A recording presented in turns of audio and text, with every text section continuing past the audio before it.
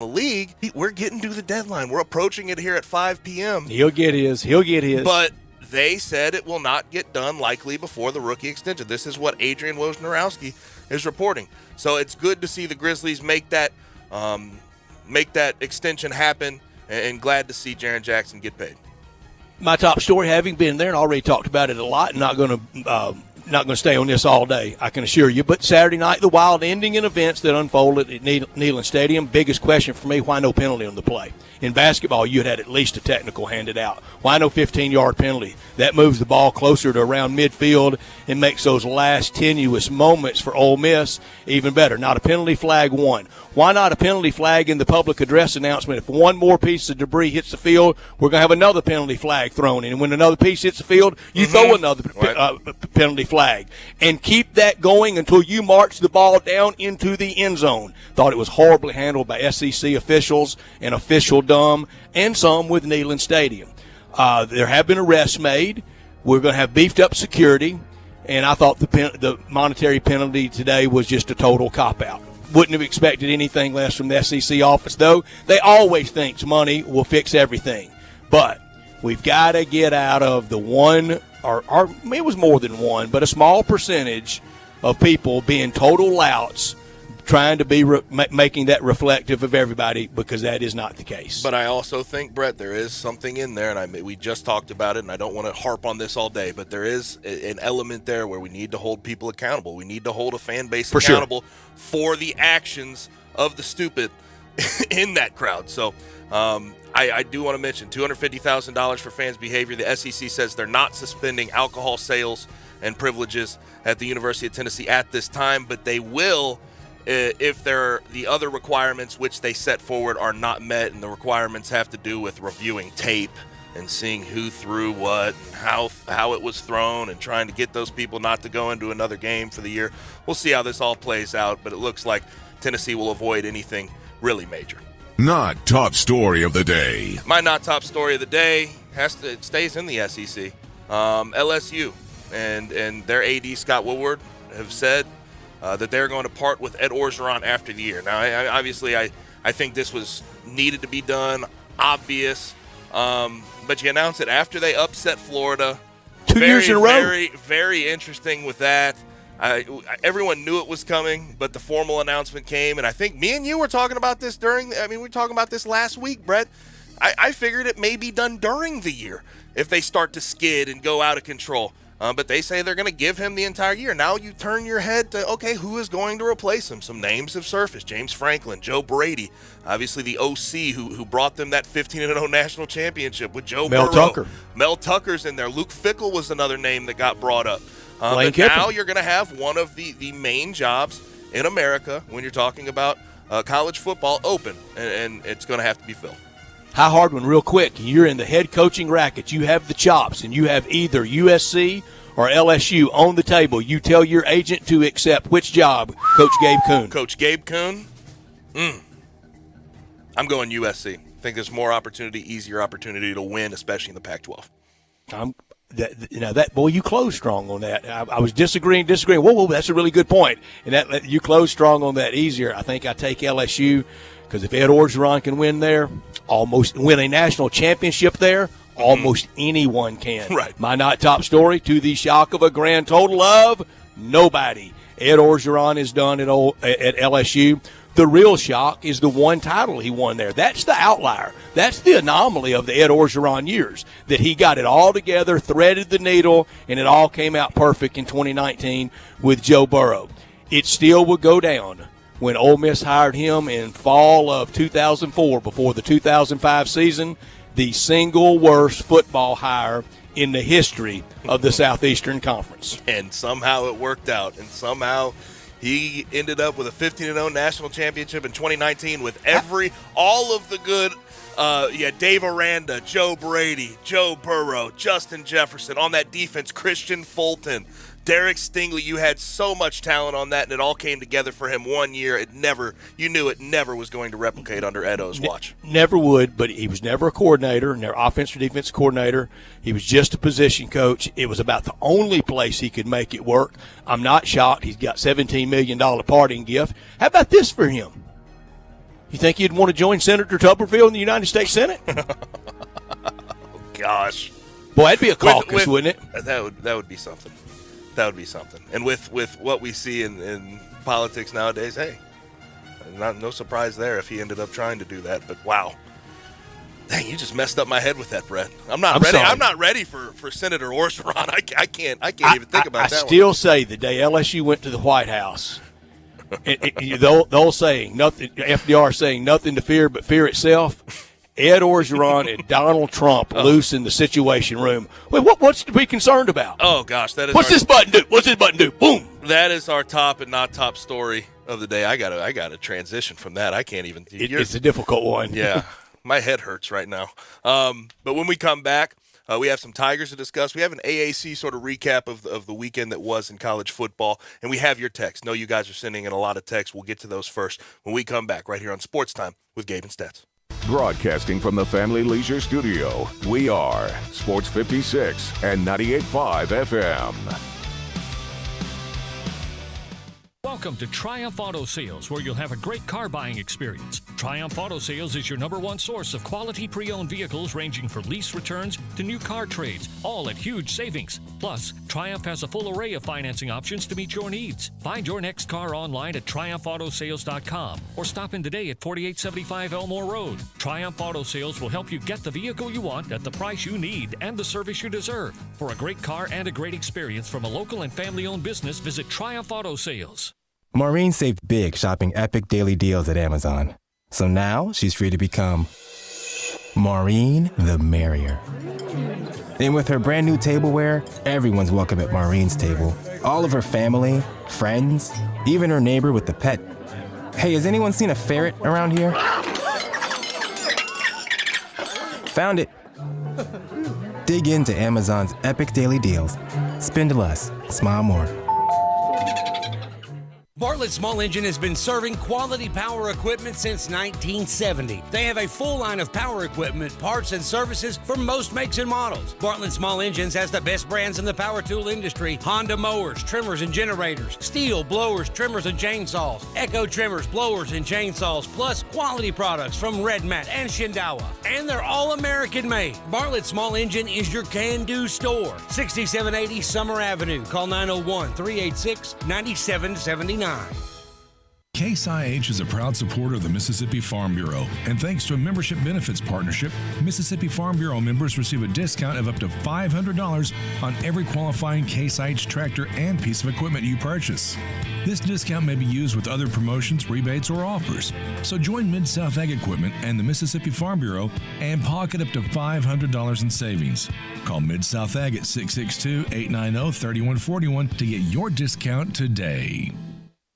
There's a lot of things to like about October. The cooler weather, football, the start of basketball season, and of course the Memphis Zoo's Zootoberfest. Zootoberfest is now one of the best things to look forward to every Saturday and Sunday, 10 a.m. to 5 p.m. in October. Guests can purchase a commemorative stein to sip beer while they enjoy a fall afternoon at the Memphis Zoo. Just $12 while supplies last. Refills only $6. Must be 21 or older to purchase. It's Zootoberfest at the Memphis Zoo every Saturday and Sunday, 10 to 5 in October. Acura of Memphis invites you to experience the all-new, completely redesigned 2022 Acura MDX. It's the most advanced SUV Acura has ever built. Experience the convenience of full connectivity, including built-in Alexa, Wi-Fi hotspot, and wireless charging. From the stunning interior, complete with third-row seating. Stop by our state-of-the-art facility and take advantage of our aggressive APR offers today at Ridgeway and 385. Or shop online from the convenience of home now. Visit AcuraofMemphis.com.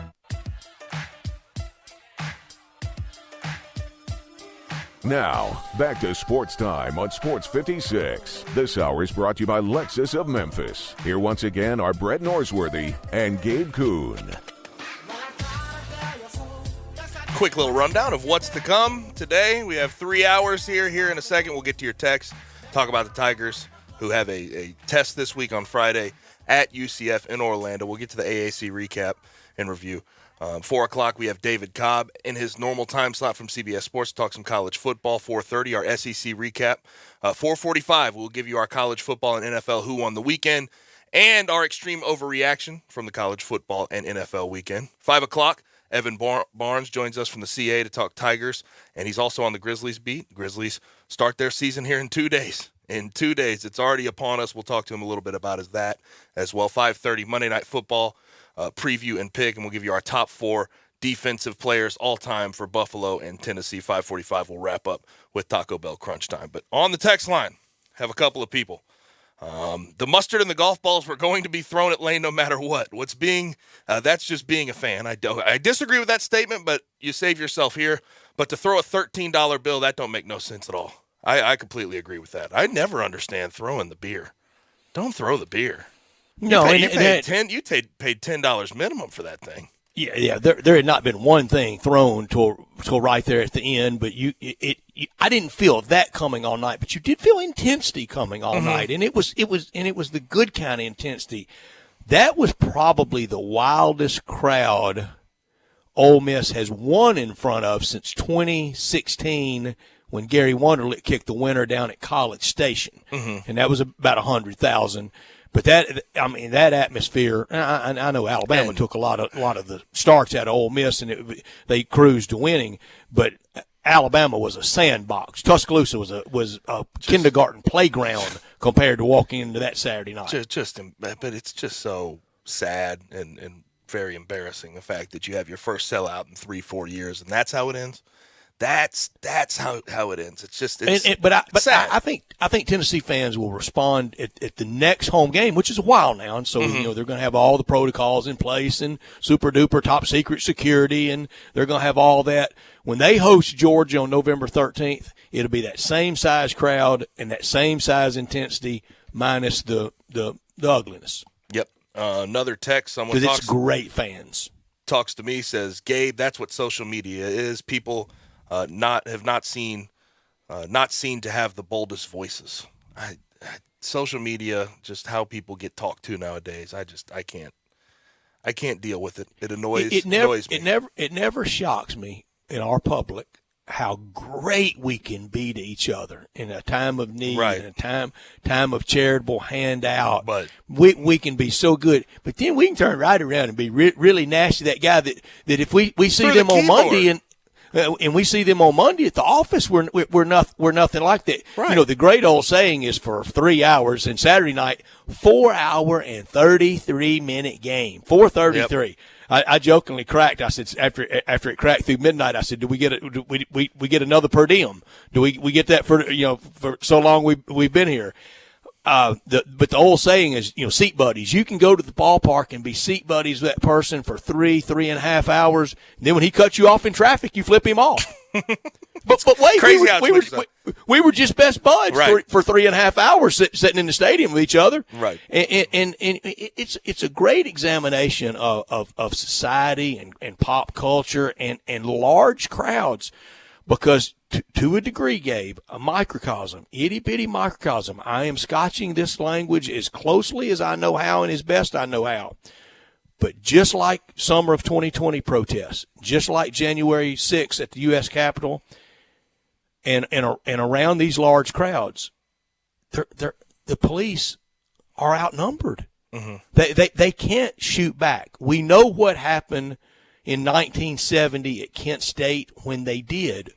Do you really want the police and law enforcement, blazing? I mean, I hate to bring up this connotation because it's an ugly chapter, but breaking out the water cannons.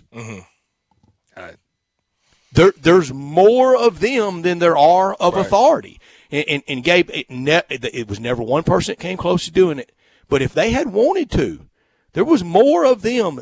They could have stormed that field Saturday night. I know, and it's scary to think about that. But they didn't. But when you, this is why I think the punitive part of this should be a little bit more, it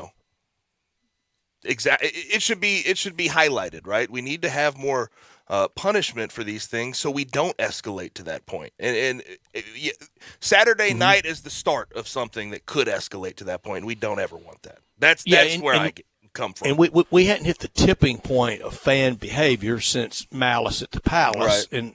and that was. There were some things with Lane Kiffin leaving the other night that sort of gave me Not quite to that extent, but gave me a little bit of a flashback. I have to say that. The pouring of drinks, of popcorn, the throwing of water bottles at Lane Kiffin, that was just not good.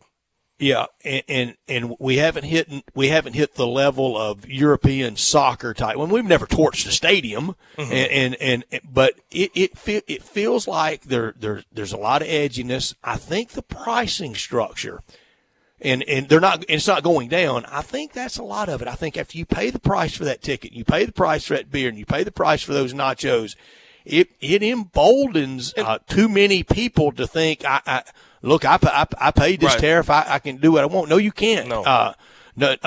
No more than if you go on Broadway and you pay a high price ticket and you stand up and start heckling the performers.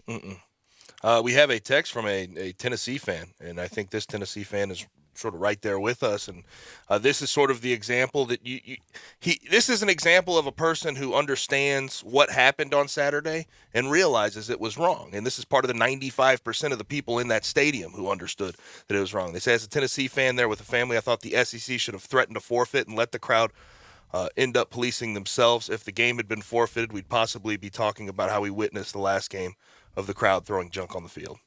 And I'm with you. You can't. I even got this from a friend of mine Saturday night. There needs to be. I hope they call it a forfeit because then that would nullify the bet, and this person had Tennessee. There needs to be a threat.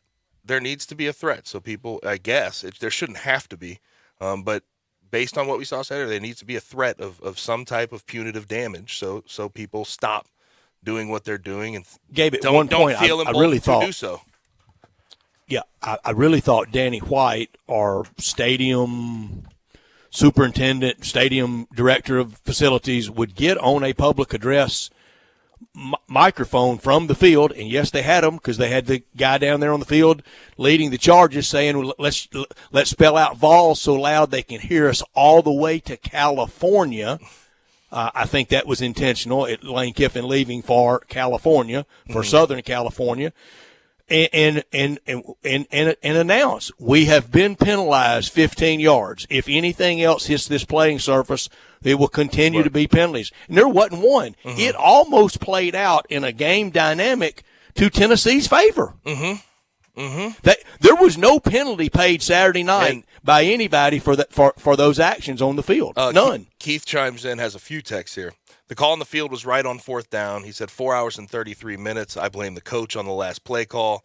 Looks like UT may need a new quarterback. Not sure on the injury that he sustained. And he said there was also so many fake injuries. There's way too much of that, and we fixed that last week. This is too simple for people to not be noticing it. If they go down, they set out the rest of that drive, whether it's one play or 10 plays. And that will, and if that doesn't do it, then we will ramp it up until we get up to a point that it stops. If that doesn't do it, then he sets out the rest of the quarter under medical supervision. Now, both sides Saturday night had cases where it looked initially like, I think he's playing possum, and then they were really injured. But yes, and there's also a lot of tempo going on in that game. It's interesting, though, Brett. It's just become part of the game. If you have a team playing tempo on you and they start getting you on your heels, it just – You do. And Ole Miss had a player go down. I hate to put this out there. I hate to put this out there, but I'm going to. It gets discussed within locker rooms and meeting rooms. If you don't think it's being discussed, I mean, you're being a little short-sighted. Sure, it's calculated. It's very calculated. It's part of defensive coordinators talk and talk to their players and say, hey, sometimes when you're on your heels, we have to get some time. We need to drop down. Ole Miss had a player go down, and I mean the boos were lusty, and he didn't go down immediately after the play was over, and you thought, okay, well he might be trying to join the little theater club at the university, and then they go out there to him and they worked on him. They took him straight to the locker room and put an IV in him. And he missed almost 2 series. There was a lot of cramping, legitimate cramping Saturday night, and I couldn't understand why, because it was almost a perfect fall night. after it had been hot since practice began. And you notice both coaches are not, obviously they're going to probably be in their pressers today, getting conversation points and being asked questions about fake injuries and stuff. But I find it interesting that the only time we've had a coach speak up on fake injuries was against Iowa versus Penn State, and one of the slowest up and down, low scoring games. And he was really hurt. And PJ Mustipher, who the DN that they were referring to, was actually hurt, out for the year. I would like this at the AutoZone text line, 901-360-8255. Were you there Saturday night? Were you in Neyland Stadium? Did you see anybody around you throw anything? Was anybody around you pelted with anything? Because it mostly occurred on that one end of the field and very little on the other end. Did you notice that the fastest the officials moved? And they moved in breakneck pace and speed is when Ole Miss went over and was starting to celebrate with their home crowd, and the officials went over, and stadium officials shepherded them back more toward the bench area. Yeah, the cheerleaders getting helped out of the stadium. They had to try to evacuate. The band? Yeah, try to evacuate or vacate the student section too. And they all came back through another area. I was going to say that's impossible. You cannot get that done. The students will find their way back in. And I think it did start. I think it was started from the student section on that end. But I hate to see that the students are getting all the blame. They didn't throw every single solitary piece of debris out on that field, and it was quite abundant. The golf ball and the mustard bottle, they're the most famous two aspects of it. But to tell you, Gabe, how simply there's nothing new about this. There's nothing new about this. It's been going on throughout the history of college football. In the early 60s, Georgia Tech and Alabama just hated each other. Alabama hated Georgia Tech so badly at one point in their football history that literally drowned the Yellow Jackets. It's in the fight song. They hated each other. Bobby Dodd and Coach Bryant hated each other. Coach Bryant mostly loved all the older people that kind of preceded him. He loved General Neyland. I mean, adored General Neyland, and copied and emulated a lot of stuff from him. But he did not like Bobby Dodd. And one of the biggest reasons he didn't like Bobby Dodd, because to the Bear, the rivalry in his days there, it was Tennessee. And he associated Bobby Dodd as a former Tennessee player first and foremost. Anyway, they got it on big, didn't like each other, bottle throwing incident. And one year in a game in Atlanta at Grant Field, Coach Bryant entered the stadium, coat and tie, overcoat, looking dapper, with a helmet on. Walked onto the field of play with a playing helmet on. And that was like in 1962 or so. So it's nothing new about it. It's gone on before. And let's don't act like they need to be sent to a CIA black site in Eastern Europe to be punished. But there's also the flip side of looking at that, and we have one more text before we get to the AAC recap. Not much of an AAC recap, only 3 games that happened this week. And we know about the one Navy Memphis. Memphis ended up beating Navy 35-17. But I know it's happened before, but at some point we have to grow. We have to move past that. We have to try to ensure that it doesn't happen again. And I know it will happen. There's rivalries. This is how fandom works. This is how a lot of people get real riled up behind their fan base. And with the tribalism that goes on in college football, it's amplified. But I know it's happened in the past. We just have to move forward eventually. And that's sort of the gist of remember a few years ago when the clown came out of the stands in college basketball and took the swing at the player? Say it again. I think at a Hawaii game, a guy came out of the stands and took a swing at a player a few years ago in college basketball, and I know what would have fixed him: a big broken jaw.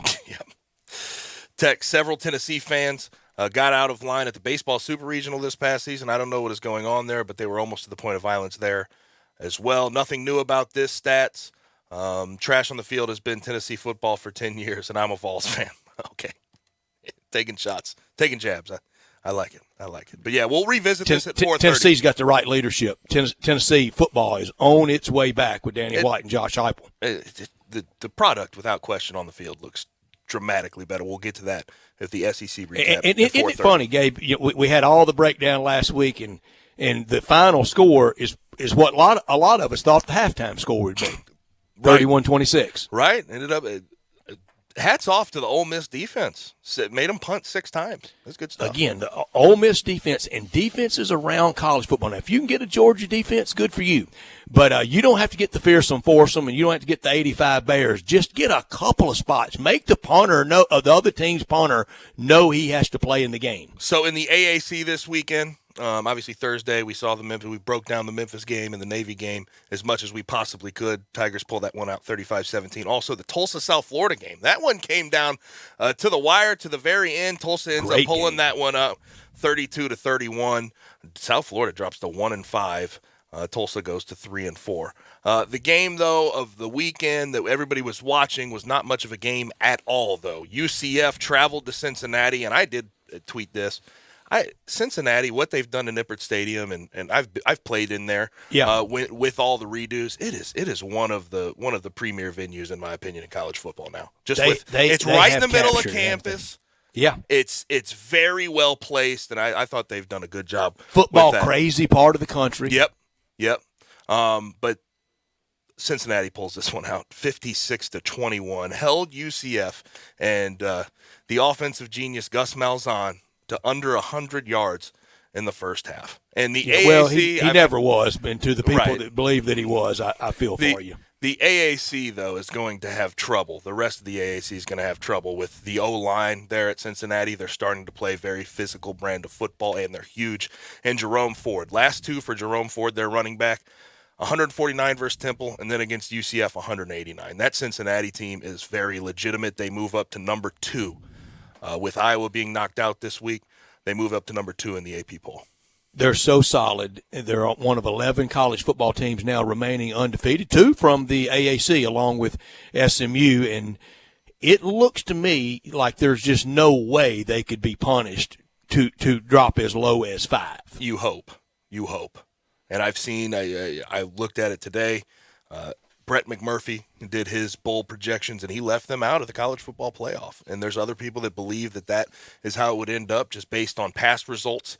But that win against Notre Dame, that win against Indiana should mean something. And this Cincinnati team's been doing this for 3 years now. They're fantastic. It has to mean something. They're a good team, and past results this year have to come into consideration. And also all the teams that have been in the top 5, Iowa drops out this week. Bama has a loss.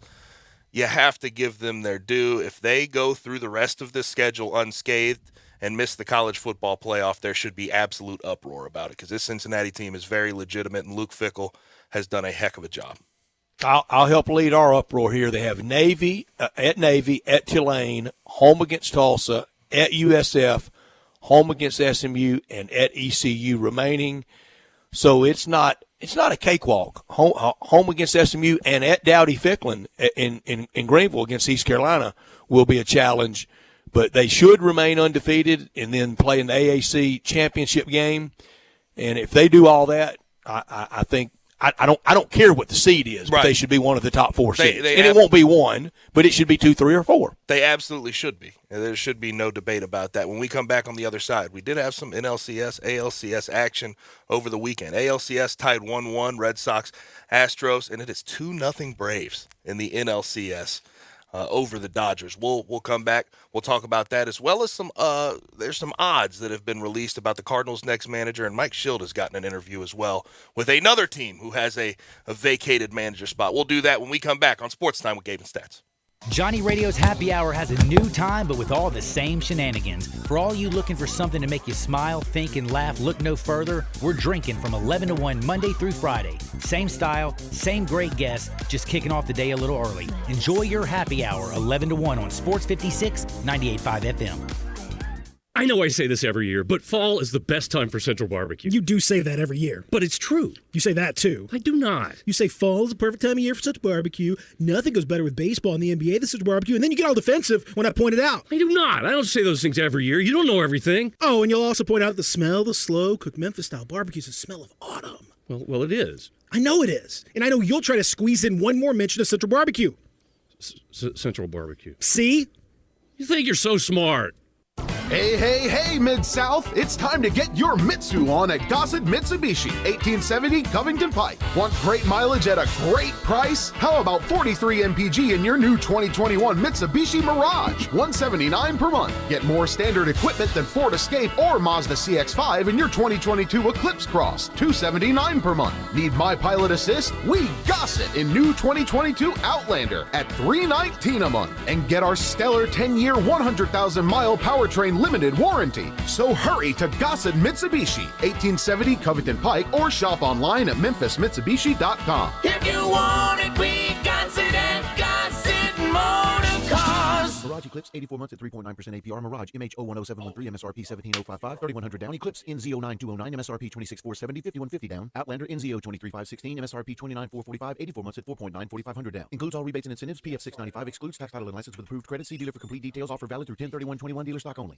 Hi, this is Troy Fiveash, owner of Fiveash Roof Services. As we all know, Memphis can be a hotbed for severe weather, and that weather can play havoc on our roofs. Most people don't know what they should do first when they're concerned about the condition of their roof. Call their insurance company, call a contractor, or trust a door-to-door salesman that's making claims that are hard to believe. My advice would be call the contractor that you know and trust. If you don't know any, research your local contractors and give 2 or 3 a call. I hope your research will lead you to us. Have your roof inspected, decide for yourself what you should do, and whether or not you should file a claim with your insurance company. It's your home, it's your policy, and it's your money. Don't let anyone pressure you into anything. If you give Five Ash Roofing a call, we promise personal service with a member of our family with no pressure and no hype. Five Ash Roof Services, proud partner of the Memphis Tigers and the official roofer of the Tigers home team. Five Ash Roofing, fair, honest, and ethical. 367-0050 or memphisroofer.com. Five Ash Roofing, it's what we do. We're here for you. Hi, folks. I keep hearing about a shortage of good vehicles to purchase these days. Well, I can fix that. Just follow me to Auto Universe Germantown. I was blown away by the amount of high-quality vehicles they have. Something they call affordable luxury, and I would agree. And talk about variety. How about Lexus, Infiniti, Audi, Jeep, not to mention, but I will anyway, Mercedes, Nissan, Honda, Chevy, and Toyota. Tremendous pre-owned cars, trucks, and SUVs, and they're always adding more. Hey, I know this family. They have everything we want under one roof. No haggle affordable pricing, simplified financing, top service technicians, even collision repair. Remember the old Mazda location in Germantown? That's where they're located, 7300 Winchester, and online at eautouniverse.com. So take it from me, if you want to avoid the new car price but still want a luxury, slightly loved vehicle, head on over to Auto Universe Germantown. Would I steer you wrong? Get it? At Auto Universe Germantown, only the best make it here. The moment you fire up a Gator UTV, the engine has your full attention. The completed job is on the horizon. And the trail meets its match. Just like that, you made short work of a long to-do list. Run with us on a John Deere Gator UTV. With effortless four-wheel drive at the flip of a switch and our smoothest shifting transmission yet. Nothing runs like a Deere.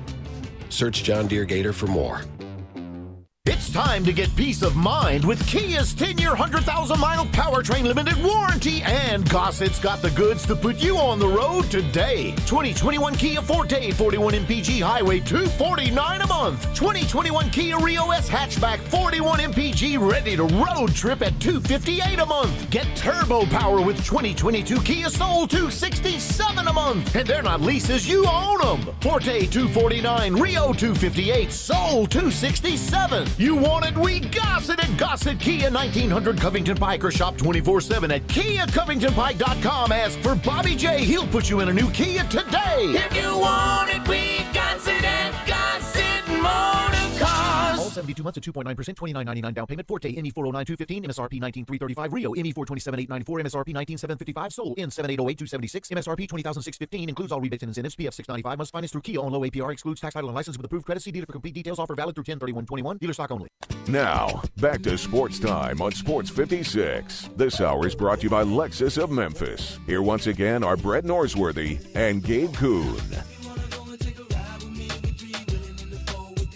Back in, wrap up hour one on Sports Time on Sports 56 with Gabe and Stats. Continue to hit up the AutoZone listener line, 901-360-8255. Get in the zone, AutoZone, if you would like to join the show. Over the weekend, we had a pretty active In the MLB, ALCS, Red Sox, Astros, it's 1-1. Game 1 was 5-4 Astros. Game 2, 9-5 Astros. The Red Sox in Game 2, 2 grand slams in back-to-back innings. J.D. Martinez, Rafael Devers. That was something. And Kiki Hernandez continues. He could take a highlight stick up there and keep hitting the baseball. Playing the field. His play in the field, his approach has been something. I have not gotten to watch a lot of baseball tonight. Critical Game 3 in the ALCS at Fenway, and I'm going to try as best I can to that be most of my Monday night TV viewing, because I've shortchanged myself a little bit with the baseball. But for the Braves up 2-0, and why, Gabe, anytime the Dodgers lose, it emanates from the Dodger clubhouse and from the National Press Corps about signs. And, I mean, it's almost like you just can't beat them straight up. If you beat them, it had to be some skullduggery to it. Why is that? And the Braves coming through. I mean, the Braves have had timely hitting. I mean, I don't know what you want to say. You can't get mad that the Braves are just coming through when it matters. It was Austin Riley in Game 1, Eddie Rosario in Game 2 last night. Jock Peterson's hitting the ball pretty well. They've just been very timely. So and you used the right words cheating.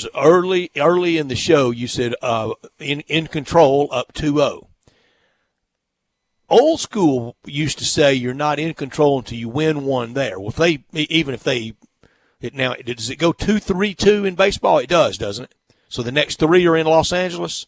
If they get one there, they're sitting pretty. But remember, they were up 3-1 last year against this very same Dodger team. Yes, the eventual champs. The Braves have sort of added some bats that I think they didn't really have last year.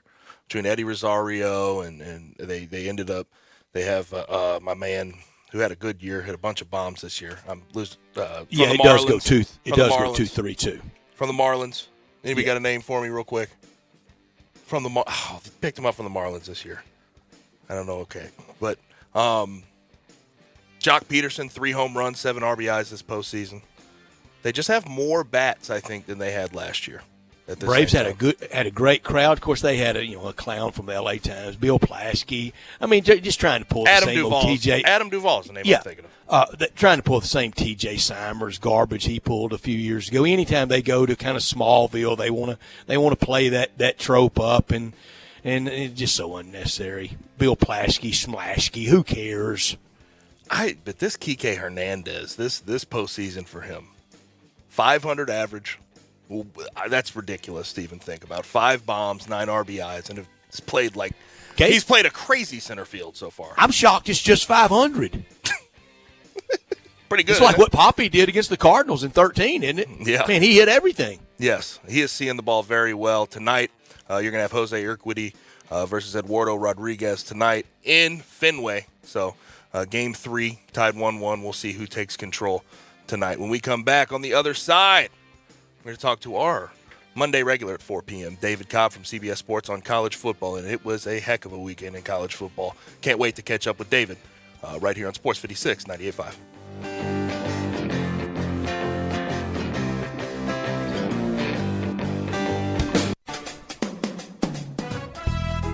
Hi, this is John Conway with Conway Services. School's back in. Are the kids going to be running out of hot water every morning? Or worse, are you going to be out of hot water by the time they leave? It may be time for a tankless water heater from Conway Services that never runs out of hot water.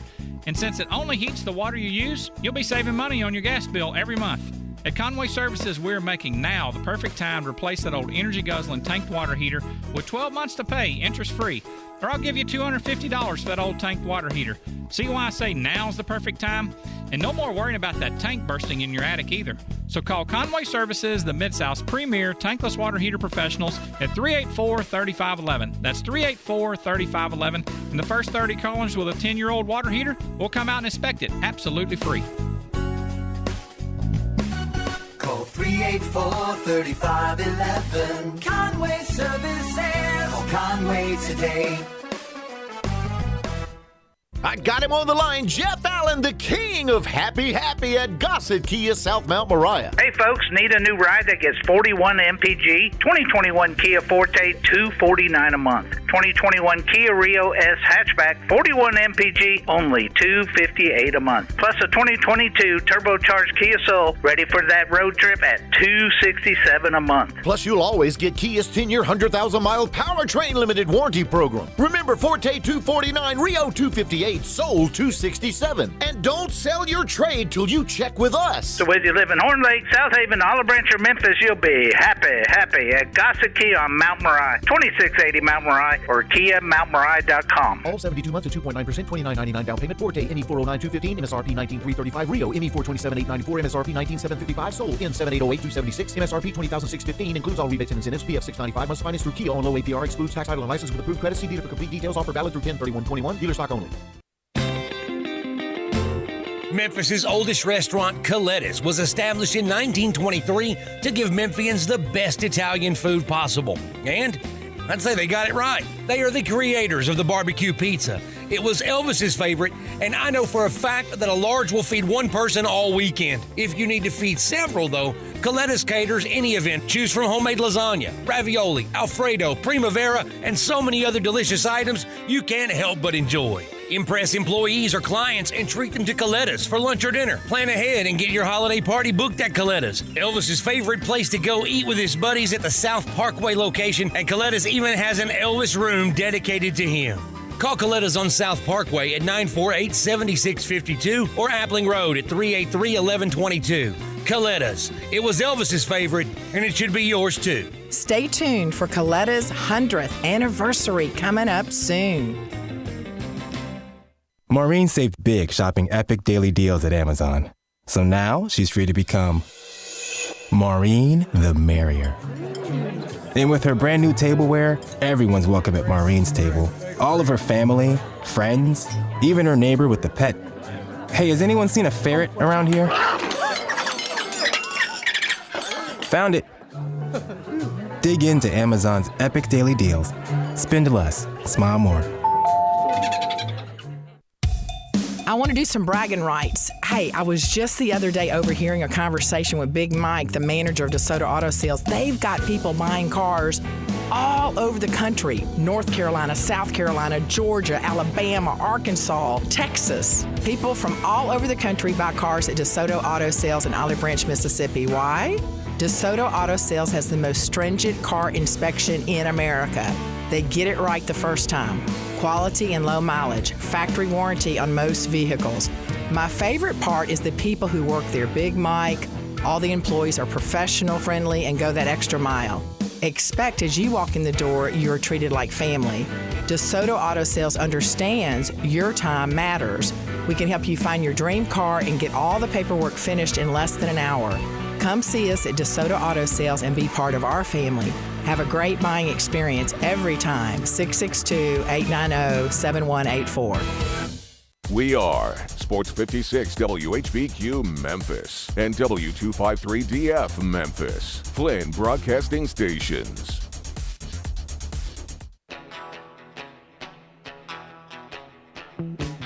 Now, back to Sports Time on Sports 56. Here once again are Brett Norsworthy and Gabe Kuhn. Back in and rolling. Hour number 2, Sports Time on Sports 56 with Gabe and Stats. Continue to call or text the AutoZone listener line, 901-360-8255, and watch us live and message us on Twitter, YouTube, Facebook, Twitch, and at sports56whbq.com. Just a quick rundown of what we have for the rest of the day here momentarily. We're going to bring on our friend David Cobb from CBS Sports. After he is off with us, we'll have our SEC recap, and then at 4:45, our college football and NFL extreme overreactions. 5 o'clock, Evan Barnes will join us from the CA. He's on the Tigers and the Grizzlies beat. We'll talk about both with him. 5:30 Monday Night Football preview, 5:45 Taco Bell Crunch Time. But without further ado, let's bring on our friend from CBS Sports, David Cobb, at David W. Cobb on Twitter. David, what's happening, man? Not much, guys. Just on the mend from another crazy weekend in college football. It's just like every week it manages to deliver in new and exciting ways. And it was like going into it, it was kind of an unassuming weekend. And you just we sort of warned knew. against that Friday, didn't we, Gabe? Didn't we, Brian? You knew. I knew crazy was going to happen. Now, I didn't know every single aspect of the weekend was going to happen, David, but I knew it'd be good. Yeah, it was more than good. It was everything you could ask for. Number 2 team going down again in Iowa. Mm-hmm. Obviously, everything that happened at Tennessee. Alabama getting back on track and looking absolutely like they are still the clear-cut favorite in the West and the team, that's going to be in the playoff. There was a lot, especially in that evening window stats. I'm curious to hear about your experiences from Saturday. Well, David, I took the maybe not anywhere close to the majority of we know what happened. It's well documented. It's well chronicled. It doesn't reflect anywhere close to everyone. It never does. And like Danny White said, for 59 minutes, David, that was just some scene there. Mm-hmm. I mean, Friday night around town was so fun. Everywhere you went, there was no. I mean, there was nothing close to an altercation or any animus in dealing with anybody. It wasn't any afterwards. What happened. It will stay with that game forever. I think it'll be the golf ball game. I think that's what it'll go down in SEC annals of history. If somebody, and I think there were some people that were injured, and air quotes here, drew blood. I'm very sorry for them. They didn't deserve that, but it was not reflective of everyone. And now I do have some serious questions of why no penalty on the play. Yeah, I don't know. Or the sequence. I don't know what the precedent is there. I think I've seen it in college basketball before, where I know I have. Maybe right. Basketball in general, where the home team is assessed a technical foul for something the fans did or something that happened off the bench. But it was crazy. I was sitting there watching it because I'd been live blogging the Alabama-Mississippi State game, and so I'd gotten done with that, and my full attention was I was just putting it on that Tennessee Ole Miss game. And as all that was going on, I almost wondered if they might just call the game. Mm-hmm. And I think they would have if Tennessee hadn't had 3 timeouts. I know there was some protocol. Apparently the athletic directors would have had to get together and maybe get league approval or something. But if there hadn't been a way for Tennessee to get the ball back, I think they might have just called it if it had been a kneel-down situation. But as far as on the field, what Tennessee did in sticking in that game, what does that tell you about where they're at right now? Well, yeah, I mean, I think the last 3 weeks for Tennessee have been a pretty good validation of where they're going on the field under Josh Heupel. I mean, they're almost kind of like in an LSU situation with their roster where everybody's talking about how few scholarship players LSU has, and Tennessee's not too far off on the numbers there as well, because they were already beginning the season at a deficit due to the outgoing number of transfers and the limits on how many of those you can replace. And then with some injuries and other stuff, I mean, they're down, to a pretty thin group. And I was surprised at how low scoring relatively the game was on the field, but all in all, it was another impressive outing for Tennessee's defense. And I think a pretty big-time breakthrough, for Ole Miss to go on the road after what happened to them in Tuscaloosa and win in that environment. And like Lane said after the game, the fact that it was their defense that got it done. Mm-hmm. So yeah. I think on field, I think both teams can kind of take something from that game. Sure because can. I thought Tennessee played pretty well. And what Kiffin said about the defense, I think, is so true. I mean, we all know their offense is good, but the fact that they held Tennessee to 26 and won it with their defense at the end, I think is going to be a huge boost for that team's confidence. Got Jake Springer, the Navy transfer back, and he really helped. And some other players stepped up. Tashim Johnson on defense, the true freshman, stepped up and helped. But, David, this was a game in Lane Kiffin's now 16 games at Ole Miss, 10 wins, 6 losses. He's been in a lot of crazy games like this. Last year it kind of wallowed out, as sports usually does. You win, you share, you lose, you share. Won closely at Kentucky, lost narrowly at home to Auburn. Lost a game that got away from them at Fayetteville last year, but had the narrow win at home in the Egg Bowl. So it kind of works out. That was in year 1 of Lane Kiffin. This year in year two, he's cashed in the last 2 weeks in games that were probably could have been losses last year that he won. I think you'll see the same thing in year two for Josh Heupel. They got the right coach. Yeah, I would say so far. Now, my big question going forward for both teams out of that game is, there were positive things to happen on the field, and I think momentum to take in terms of on-field stuff. But both teams leave that game with some questions at the quarterback position. Because for sure.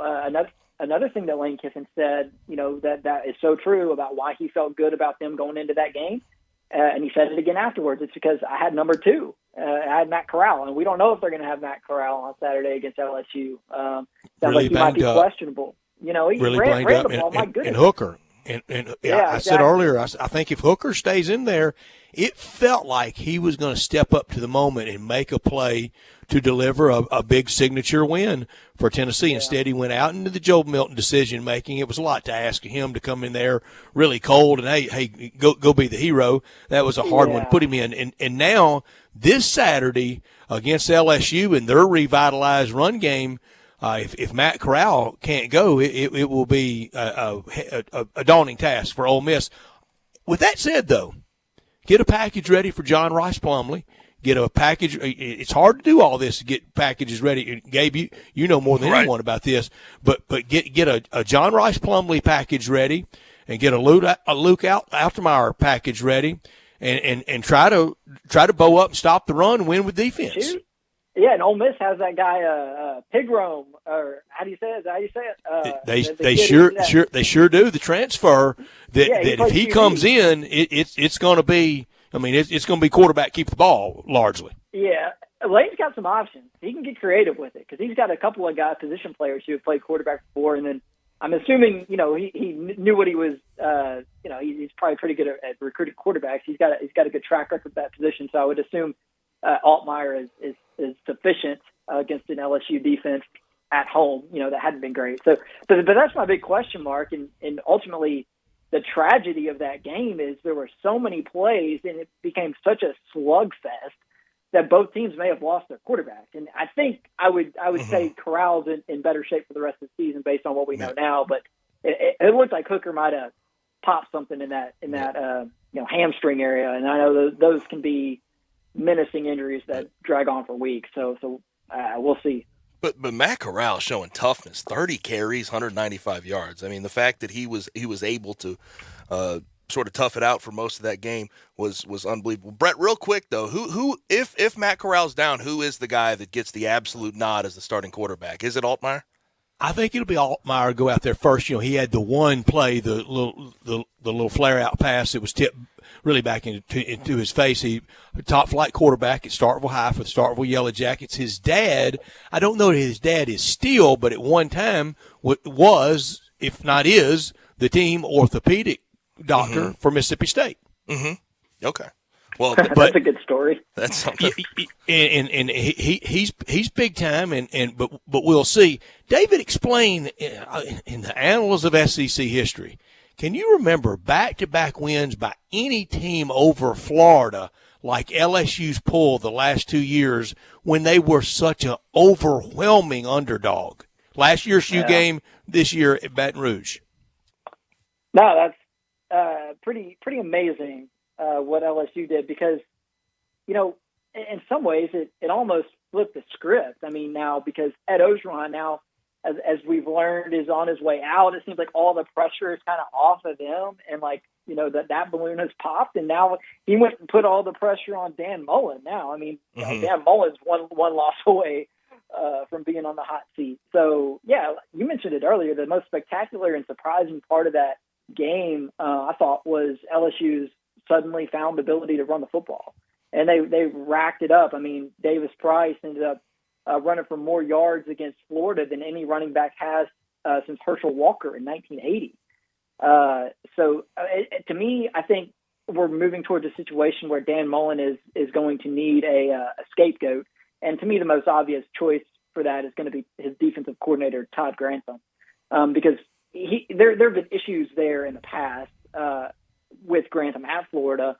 And it was kind of surprising. I thought that Grantham was back for this season. And if all of a sudden the bottom is going to fall out of that defense, I think it's going to be time for Dan Mullen to look at a coordinator change, because we've seen it at other places in this league that having the right defensive coordinator will do wonders for you. I mean, I think it's why Auburn's keeping its head above water right now. I think it's why Sam Pittman's been as good in 2 seasons at Arkansas as he has, because he has Barry Odom as his DC. So I think that's probably what we're going to with Florida, because, I mean, you can't fire Dan Mullen this year, but you can start to hold his feet to the fire if this thing doesn't get turned around. And I think one way to do that is to make him, shake up the staff a little bit. I know this name will be popular among the Mr. Fix-It at defense coordinator for a lot of different SEC defensive coordinating jobs, and maybe even across college football. Jeremy Pruitt. Yeah, absolutely. I kind of want to dig in on this. Somebody's got to do a story on this soon at some point. Well, what's the status of him right now in the eyes of the NCAA? I mean, does the NCAA still care? Are they still investigating what happened at Tennessee? Right. And if so, is there anything there that's keeping Jeremy Pruitt from coming back to college? Because you're absolutely right. I mean, his track record as a defensive coordinator is really good. And you know what? Another name that's going to be real interesting in the SEC position coach and defensive coordinator type of world. What happens with Ed Ogeron? I mean, he's got this clause with his separation at LSU that says he can't be an SEC head coach in the next 18 months, but there's nothing in there, to my knowledge, about preventing him from being a defensive coordinator or a defensive line coach. And so, I'm curious to see if that's a route that he decides to go. Well, he said he's going to afford him a hamburger or two on the way out. So well, he can. Edo will do Edo. We'll see where Edo lands. Probably with we'll see. $17 million. He did during the game Saturday, David. You could tell it. The halftime interview, you could tell he had really had the weight of the world off of him. And David, I said earlier, I think the anomaly, the thing that didn't fit at LSU for the Ed Orgeron record was the championship. Everything else I could have predicted. Right. It's very true. Pretty much. I mean, what a tenure. What a tenure, man. 5.5 years, everything that you could have wanted all wrapped up into one pretty condensed tenure there. And I mean, I think at the end of the day, you got to look back at it as a net positive. And I would say almost the same thing for Les Miles' tenure as well. I mean, obviously in both situations, it doesn't end the way you want to, and there's off the field stuff that, it feels a little icky. But at the end of the day, at a place like that, if you go in there and make a national title game or win a national title,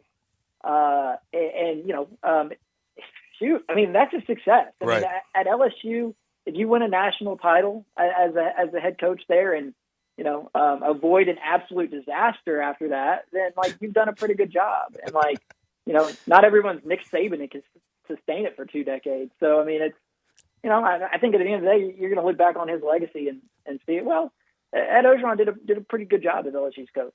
Hey, and that checklist, right? He did check off the national championship, the avoiding absolute disaster. He did not check that one off. It was his tenure and everything. He got them all. All the good extra, point, Gabe. He checked off everything. All the extracurriculars. I mean, my gosh, there was a whole lot going on. Now to replace him, the big name that I think a lot of people really want is a guy that was very, very integral to that 15-0 season. That's Joe Brady. But I look at a guy who was also there at that time, and Dave Aranda, and what he's doing at Baylor, and that looks like a very enticing name as well. I agree. Yeah, Joe Brady, I get it, but at the same time, that man is he's my age. So, I mean, I wouldn't really feel comfortable running a Power 5 football program, but hey, maybe Joe Brady's 1 year at LSU, the only year of any significance that he's spent in college football, maybe that prepared him. I have my doubts about that. So I'm kind of with you, Gabe. Dave Aranda's doing a really good job at Baylor, and we're seeing a swing back towards, defense and defense being a priority. Another one that I have not seen mentioned that I think Warren's mentioning is probably Dan Lanning. I mean, oh gosh, I love Dan.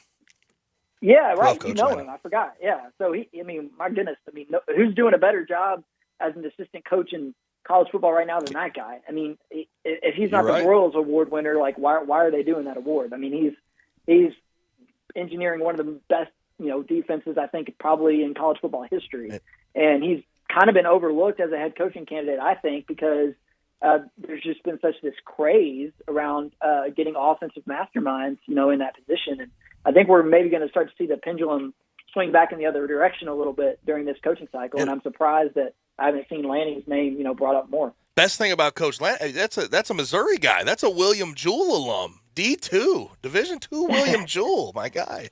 Hey, just goes to help show him out. You don't have to cut your teeth at the Right. the elite power. That's right. That's right. David Cobb, there's so much going on today. The Tigers in the first Associated Press basketball poll, they weighed in at 15, only one SEC school in the top 10, but a lot in that top 25, including Bruce Pearl, including Eric Musselman and his team returning from Elite Eight. Tennessee in there. Anything from the AP poll grab you as real right or real wrong? At this point, I'm kind of still trying to figure out where I stand on some of these teams. So it was predictable, I guess. I didn't see a whole lot of originality among that poll or the voters. I think Memphis at 12 is fair. I think some fans in Memphis will say, well, based on talent, it should be higher. And I agree with that. Based on talent, Memphis is a There's been talent under the Penny Hardaway era. There's been talent on the team. Go win games, and that preseason won't matter. Preseason polls, just I was happy scrap to 'em. see Auburn in. I think that was a savvy decision. I think Auburn's kind of one of my sleeper teams for this year. I think people tend to forget about teams that go and finish sub 500 like Auburn did last season. But the roster that Bruce Pearl has going into this year is stacked. And they might be my pick to win the SEC. We're going through and making our basketball picks this week. I love the teams with A in their name in the SEC. Alabama, Arkansas, and Auburn, I think are going to be really exciting teams this year. And I think I like Auburn probably the most out of those three. And Bama comes to Memphis. That's a huge one for Memphis. I mean, that's the thing that, I was going through and ranking these preseason or early season tournaments that we've got, coming up here starting in just a few weeks in college basketball.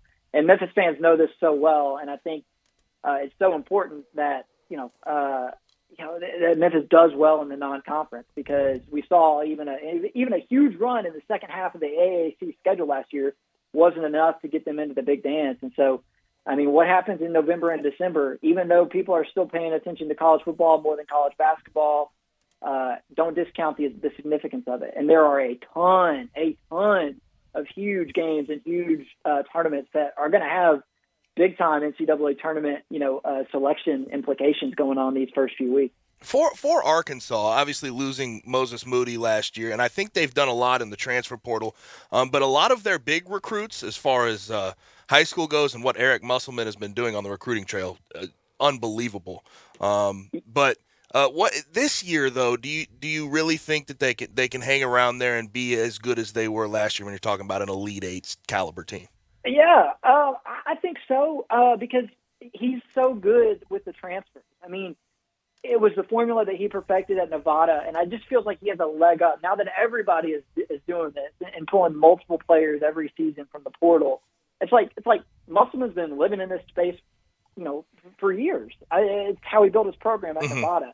The only difference now is that those guys don't have to sit out a season. Right. So instead of being in a situation where he's only got 9 or 10 scholarship players every season like he was at Nevada, because there were always 3 or 4 sitting out, he's going to have 12 or 13, and they're going to be super deep. And so when I was going through the SEC and making my notes about every team, that's the one thing that I kind of highlighted about Arkansas, is that I think they've got solid depth across the spectrum, and they can play. Now, granted, caveat: their point guard is 5'7", Chris Likes. But aside from him, literally almost everybody on that roster, is positional and can kind of play that modern style. So but they can go big and small as well, because they, like I said, they got Likes at point guard at 5'7". They got Connor Vanover at center, who's like 7'3" and can shoot threes. So yeah, Arkansas, I think, is going to be in good shape. And like you said, Gabe, even if they don't make it back to the Elite Eight this season, they've got some recruits on the way who will help them get back there very soon. I'm with our friend Mark Wise from ESPN, does a lot of college basketball for ESPN, and he joins us, and I'm totally with him. I can't stand little bitty point guards. I can't stand that 5'7", 5'8", 5'9" point guard. David, here are my preseason. Brett, here's my guys like you and I. We got to back the short guys. Come on, David. I tell people, other than a good friend of mine that's a banker and a good friend of mine one time that was a preacher, I can't stand anybody shorter than me. It's just I just have an aversion to them. I just can't. No, David. Here's my preseason Final Four, and I'm sure some of them will be in the same regional, so it won't work out. But here would be my preseason Final Four: Gonzaga, the national number one; UCLA, out of some region. I don't think they would put them in the same one. They would probably seed UCLA number one in some other region; Purdue, and the Memphis Tigers. Okay, I like it. I mean, there's no reason why not. I mean, there is absolutely no reason why that can't be, the ceiling for this Memphis team. So, let's just hope the IARP just kind of chills out, stays away. Go away, IARP. Go away. And your name's too hard to say. Exactly, and you don't do anything, and nobody likes you. So just go away. We'll work it out. But no, that's good. I mean, I pretty high on Michigan. I think they got a lot coming in as well. I might kind of have them in that conversation. Villanova, I really like. I don't know. I mean, aside from Gonzaga and UCLA, I think there's probably 15 or 20 teams that you could reasonably. I love Tennessee. Make the case for. Yeah, I mean, we'll see. It's going to be a different tale with Tennessee on the hardwood this year. Last year they were really good defensively and could not score. I think it's going to be the opposite this year. They lost, Keon Johnson and Jaden Springer and Yves Pons, who were three really good defensive players. And they replaced them with some guys who can really score it. But I don't know if they've got enough players to defend like Rick Barnes likes to. So we'll see. But genuinely, like I said, behind Gonzaga, UCLA, I mean, I think you could make the case for 15, 20, maybe 25 teams that have a legitimate shot, at making the Final Four. Last thing for David Cobb. So Houston got picked over Memphis this year in the AAC preseason poll, all the coaches. They're 15th in the AP poll. What do you think about them going into this year? I know Kelvin Sampson is a good coach, probably a Hall of Fame coach when it's all said and done, but they did lose Dejon Jarreau and Quentin Grimes. That was the heart and soul of that team. Like, do they have anybody sort of coming back, somebody coming in that can sort of rise them up to a good team like they were last year? They were a Final Four team. Yeah, it was pretty funny. Like Kelvin Sampson, from a quote I saw, he was surprised that they were picked to finish first in the AAC because of what they're losing. And they're losing a lot. But again, it's another program where you go back and look, Houston started 4 transfers in the Final Four last year. I mean, it was far and away the most transfers that a Final Four team has ever started, in a Final Four game. And, so they're yes, they work the portal well. I mean, Kyler Edwards coming in from Texas Tech, he's very capable of helping them, replace some of what they lose at the guard position. And then a name that people in Memphis should rightfully despise, Tremont Mark. He was a reserve for them last season, and he's going to play a huge role. So him, Marcus Sasser, I mean, yeah, they've got enough to where they, I think, still deserve that respect, under Kelvin Sampson at this point. The tip of the cap of, hey, you're number one in this league until proven otherwise. So that's probably how I would rank them too. But it is interesting, right, that the AAC poll has Houston ahead of Memphis, but then when you go and look at the AP poll, Memphis comes in ahead of Houston. So talent-wise, Memphis does have the edge this season. But just, I mean, look at all the moving pieces. I mean, we know how important now, that continuity is in college basketball. That's the only explanation for ranking Houston ahead of Memphis is the continuity with that staff, and then some of the players that they have coming back. And he is David. Here's Cobb. one more. Oh, go ahead. I'm sorry, Gabe. Here's one more. I'm sorry, Gabe. I am. All good, Brett. It's just so much today. Here's what we're going to do. Me and Gabe and David Cobb, what we're going to do all year, we're going to start with this so we won't be guilty of it come February, March, and everybody go, how come we always discount and never talk enough about Leonard Hamilton and Florida State? They're my sleeper team. Yes. Yeah, I love it. They're going to be my pick to win the ACC because everybody's just thinking Duke's going to be back, and Paolo Banchero is going to be a lottery pick and going to lead Duke back to the Final Four, and it's going to be this blaze of glory for Coach K going out, and I don't know that I buy it, and I don't know that UNC is going to be there either. So Virginia's down. Yes, that's a great pick. I think Florida State's in good hands, and I think they got a shot to win the ACC. And I have said this, with what Penny Hardaway has done and the recruits he's brought in, that's the blueprint. You look at Florida State, long, big, defensive-built team. It just seemed airport team. A good blueprint there for Penny Hardaway if he wants to get to the top of the AAC year in, year out. But he is David Cobb from CBS Sports, joins us every Monday at 4 o'clock. Appreciate it, David. Yep, thanks, guys. Thank you, David. Always fun to talk to David. Gabe, I had to get that in. We're going to advance the charge on Leonard Hamilton early and often. I know this. I'm advancing this charge. You want a new Tahoe or Silverado, All-Star Chevrolet at Olive Branch. That's the place to go. The showroom is packed in beautiful Olive Branch, just off Highway 78, off Kraft Goodman Road. All the best. They're in Olive Branch, where all the Chevys are. A lot of new Tahoes and new Chevys are in transit, so claim yours now. Trying to free up that supply shortage a little bit. The supply, much talked about supply chain. We're getting closer. Remember, it's not South Haven, not Collierville, not Mount Moriah or the Pike. It's got to be Olive Branch. If you want a certified pre-owned Chevy, or you're looking for a specific pre-owned car or truck, ask for Kevin, ask for Jeff, ask for Drew, ask for Scott. All the good guys and good gals at All-Star Chevrolet, they'll find it and they'll get it here for you fast. If you want to sell any car, truck, or SUV, All-Star will buy it even if you owe money on it. Even if you didn't buy one of theirs, they always say, bring the title and they'll get you your check today. Come on, find new roads to All-Star Chevrolet in Olive Branch, or see them online all the time at allstarautogroup.com. And when we come back, we will break down every single game on the SEC slate this past weekend. Alabama got a big win. Ole Miss, of course, got the big win. Auburn upsets Arkansas. We will bring you back, and we will talk about that when we come back on here on Sports 56 98.5. You have opinions? The knowledge that I have matters. We want to hear them. Call or text us on the AutoZone listener line at 360-8255. That's the AutoZone listener line at 901-360-8255. Get in the zone, AutoZone.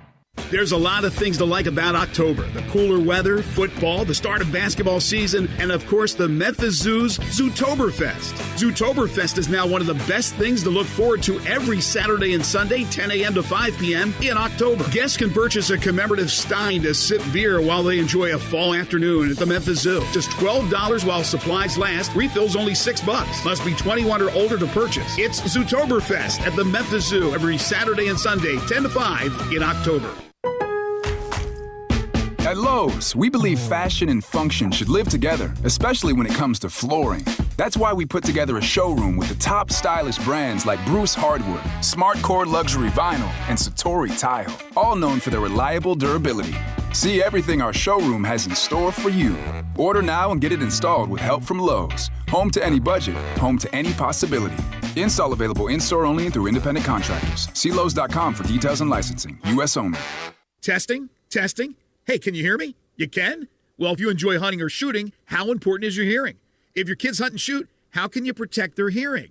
Well, the guys at Tactical Guns and Gear in Collierville can get you set up with a silencer for your rifle, handgun, even your shotgun. I promise they'll get you on your way to a much more enjoyable shooting experience.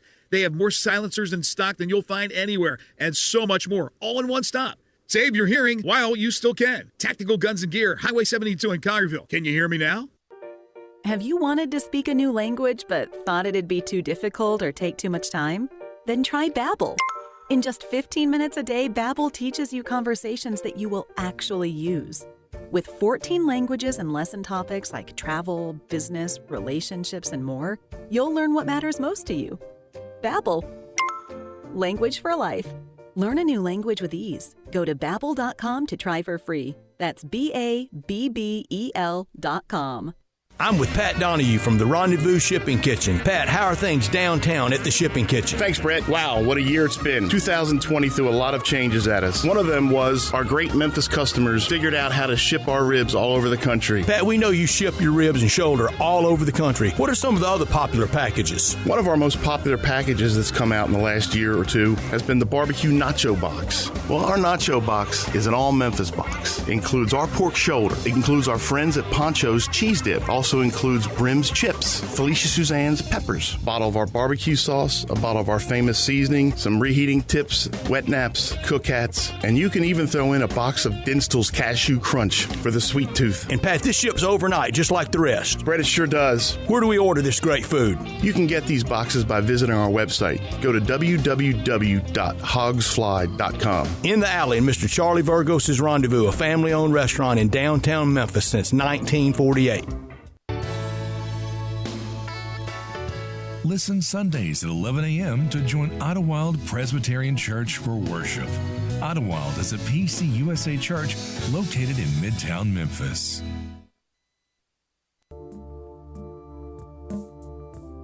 Now, back to Sports Time on Sports 56. Here once again are Brett Norsworthy and Gabe Kuhn. It was a wild SEC slate this weekend. If you have any texts or conversation points that you want to get into us, 901-360-8255. You can also watch us live and message us on Twitter, Facebook, YouTube, Twitch, and at sports56whbq.com. But we got off to a hot start this weekend. Auburn at Arkansas. Hogs coming off a week where they played against that Ole Miss team, 52-51, high-scoring affair. The offense never really seemed to get it clicking. Auburn pulled it out 38-23. And it looks like, I mean, correct me if I'm wrong here, Brett, Bo Nix is starting to play with a little more confidence now. Well, we got to the end of David Cobb and just couldn't get everything in, and I was going to throw this at him. If you did a quarterback ranking right now in the SEC, how far do you have to go down to get to Bo Nix? That's a good question. I'd have to go team by team. But, I mean, if you went Corral, Young, Corral, 1-2, does he drop any more than third? I mean, Stetson Bennett's not ahead of him, is he? Stetson Max Bennett Johnson is in a Will good Rogers? position. Stetson Bennett has been very steady, though. Hendon Hooker, and when healthy, I think would be ahead of. But I think they're very comparable, right? KJ Jefferson, is he? I mean, what didn't Saturday kind of adjudicate KJ versus Bo? Yeah, there was a mistake made. The sack fumble recovery TD by Marcus Harris in the end zone off of KJ Jefferson was not good, and that sort of flipped the game into a direction I don't think Arkansas was ready to flip it to. But Bo Nix, 21 for 26, 292, 2 TDs, 1 interception, 5 rushes also for 42 yards. I mean, and a TD there. So I mean, he is playing with more confidence, and past 3 games he's been up over 200 yards. Passing even against Georgia, but Georgia, it was tough for him. That was tough sledding. Like it is for everybody against Georgia so far this year.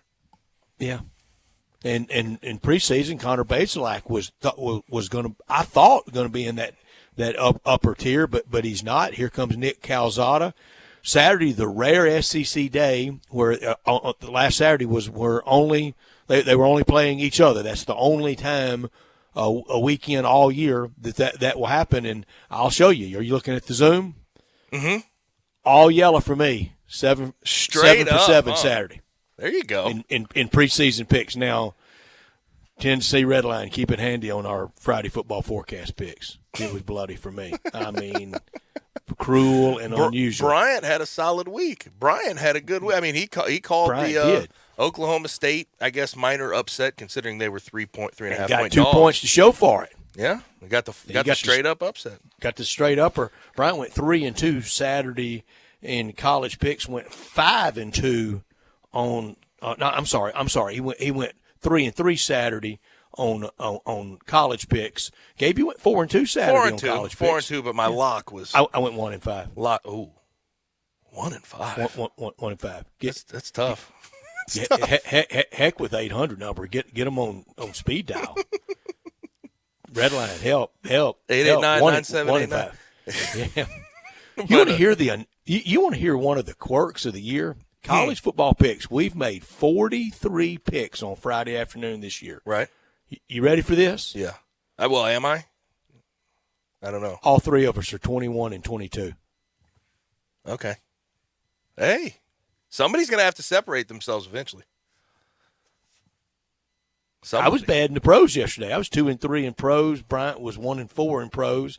Gabe was 2-3 in pros yesterday. Mm-hmm. And we were all, by the way, our group lock.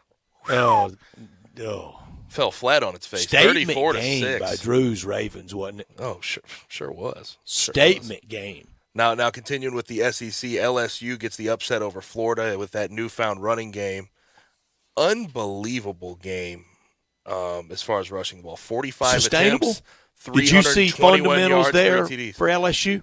It was better than it had been. I But tried to watch some of that game, and I've got it recorded. I sure want to watch it more closely before the weekend and the festivities in Oxford. But if LSU can run the ball, Max Johnson is a cool customer in that pocket. He's got really good quarterback skills. Mm-hmm. And also the question becomes now with Florida, are you going to turn to Anthony Richardson now? At this point, he played in this game, 3 TDs, 2 INTs, 10 for 19, 167 yards. And also with Dan Mullen, 4-6 in his last 10 in general. Tough. I'm not hoping for this. I'm not predicting this. But if you have the big Dan Mullen blow up at Florida, how much should that redound and blow back to Scott Strickland, who hired him? And nobody on earth knew Thunder Dan better, more, etc., than he did through their working relationship at Mississippi State. Gabe, it drives me crazy, and I'm not after anybody's jobs on anything, but it drives me crazy around a college athletics department. Yeah, you have the athletics director, and he's in charge of the whole department. I understand that. He's not worried about the chemistry department, and the chemistry department doesn't need to worry about the athletics department. But it never hits back to the chancellor, dean, provost level, ever. Whether it's, somebody at LSU should call in today, and he may have been. Now, Scott, let me get this straight. We're writing Dan Mullen and staff total check to scram at the end of the year about $25 million. How can we prevent this in the future? Shouldn't the new president of LSU, shouldn't he have that conversation with Scott Woodward? Yes, absolutely. It's just – go ahead. The president level never gets held accountable. Yes. And often the AD kicks the can. Well, but that's because they're hiring an athletic director that is overseeing that entire part of their university and that sort of section. So, I understand what you're saying, but that would come down to did you make the right decision as the AD? Then it would come down to the president. If the AD is a complete sham, then the president would be held accountable. Mullen doesn't seem happy, does he? He has not seemed like a happy Warrior since the A&M loss last year on the road when he questioned the crowd, and then he got COVID after questioning, and which was some cruel irony. The drubbing in the bowl game was – it's been – the 55-20 by Oklahoma. To OU. That was just and then raised that excuse of, we didn't really care. Well, look, you need to tell me that pregame. Yeah. Well, and I think he was sort of making that excuse pregame with Kyle Pitts being out, Kadarius Toney sitting out. But I Gabe, get ready for this. Get ready for this. Here's an NIL, and a UT friend of mine threw this at me over the weekend. Here's what we're going to start seeing with NIL. And the bowl games are going to have to get in the NIL business. They're going to have to guarantee players, you come, you play, you act like you like being in our bowl game, and we pay you a fee for the bowl game. Yes. I don't know about that one. I don't know.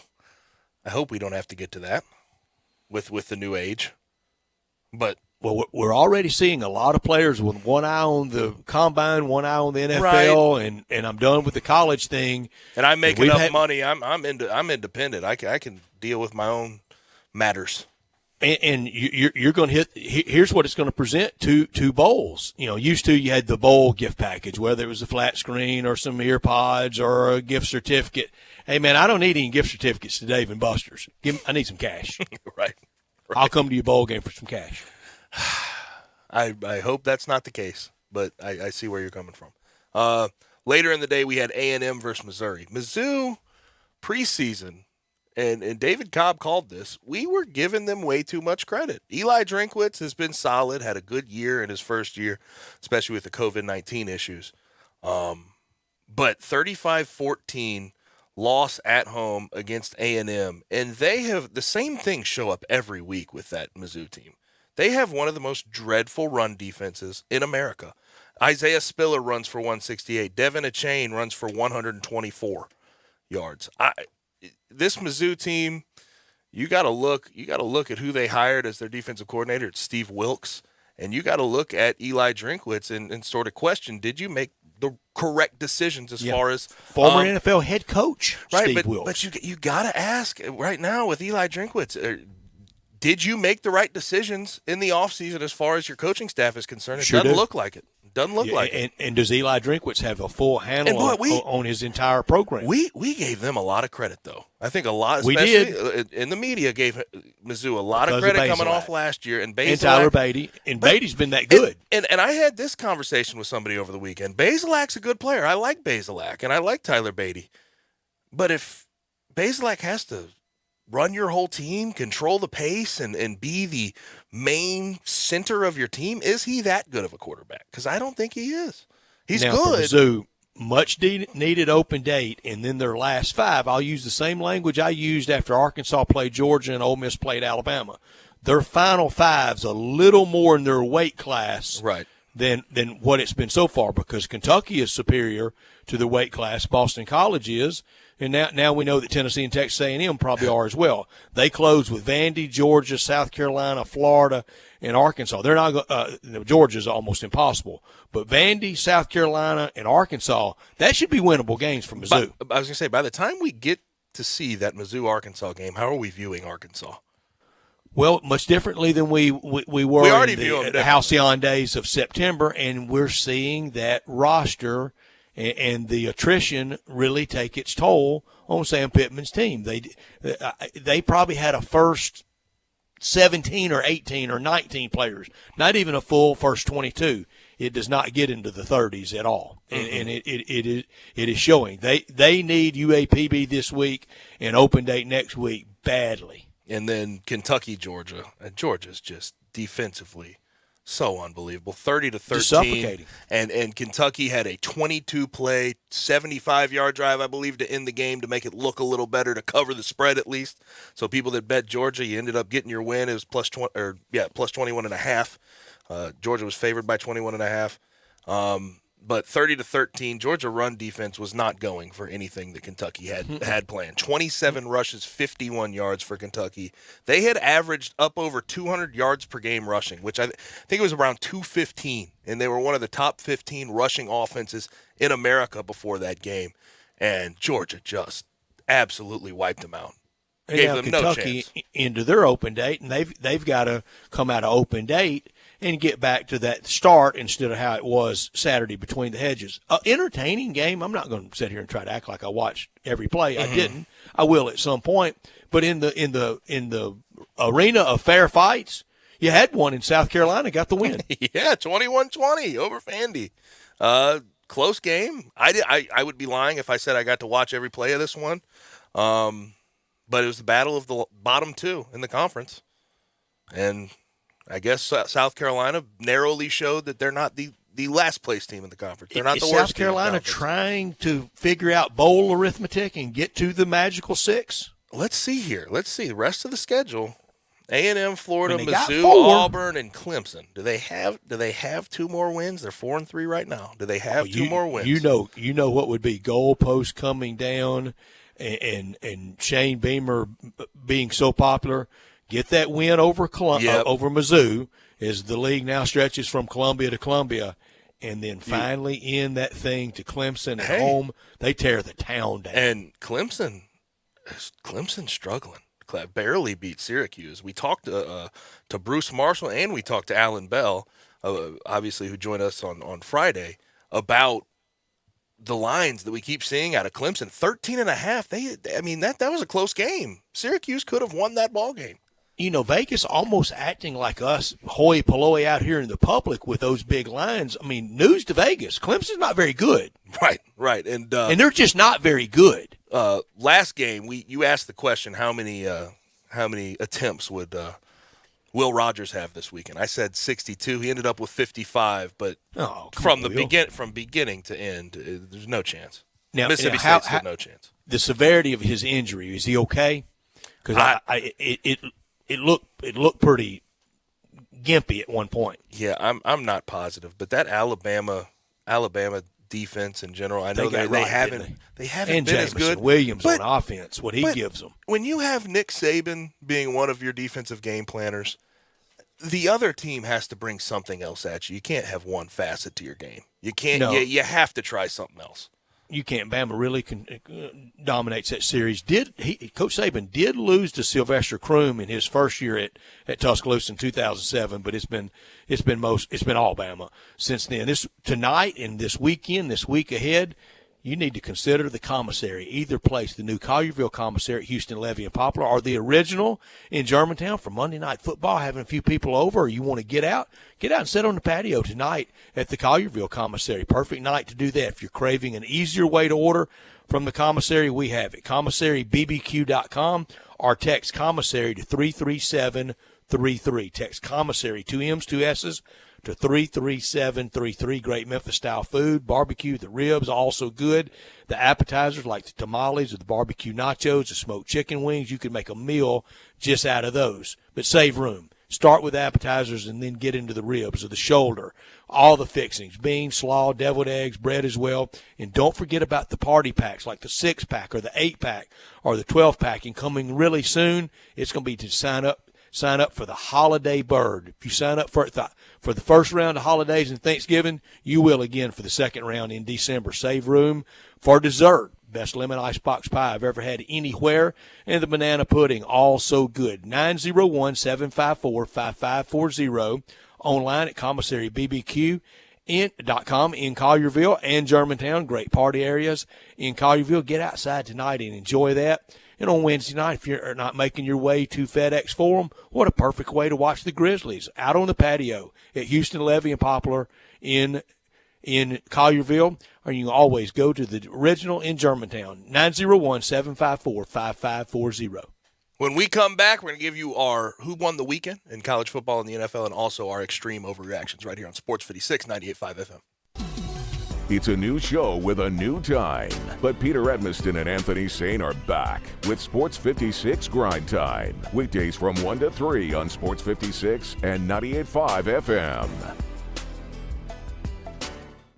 Hey, Mid-South. It's time to get your Mitsu on at Gossett Mitsubishi, 1870 Covington Pike. Want great mileage at a great price? How about 43 MPG in your new 2021 Mitsubishi Mirage, $179 per month. Get more standard equipment than Ford Escape or Mazda CX-5 in your 2022 Eclipse Cross, $279 per month. Need My Pilot Assist? We Gossett in new 2022 Outlander at $319 a month. And get our stellar 10-year, 100,000-mile powertrain limited warranty. So hurry to Gossett Mitsubishi, 1870 Covington Pike, or shop online at memphismitsubishi.com. If you want it, we got it at Gossett Motor Cars. Mirage Eclipse, 84 months at 3.9% APR. Mirage MH010713, MSRP 17055, 3100 down. Eclipse NZ09209, MSRP 26470, 5150 down. Outlander NZ0235516, MSRP 29445, 84 months at 4.9, 4500 down. Includes all rebates and incentives. PF 695 excludes tax, title, and license with approved credit. See dealer for complete details. Offer valid through 10/31/21. Dealer stock only.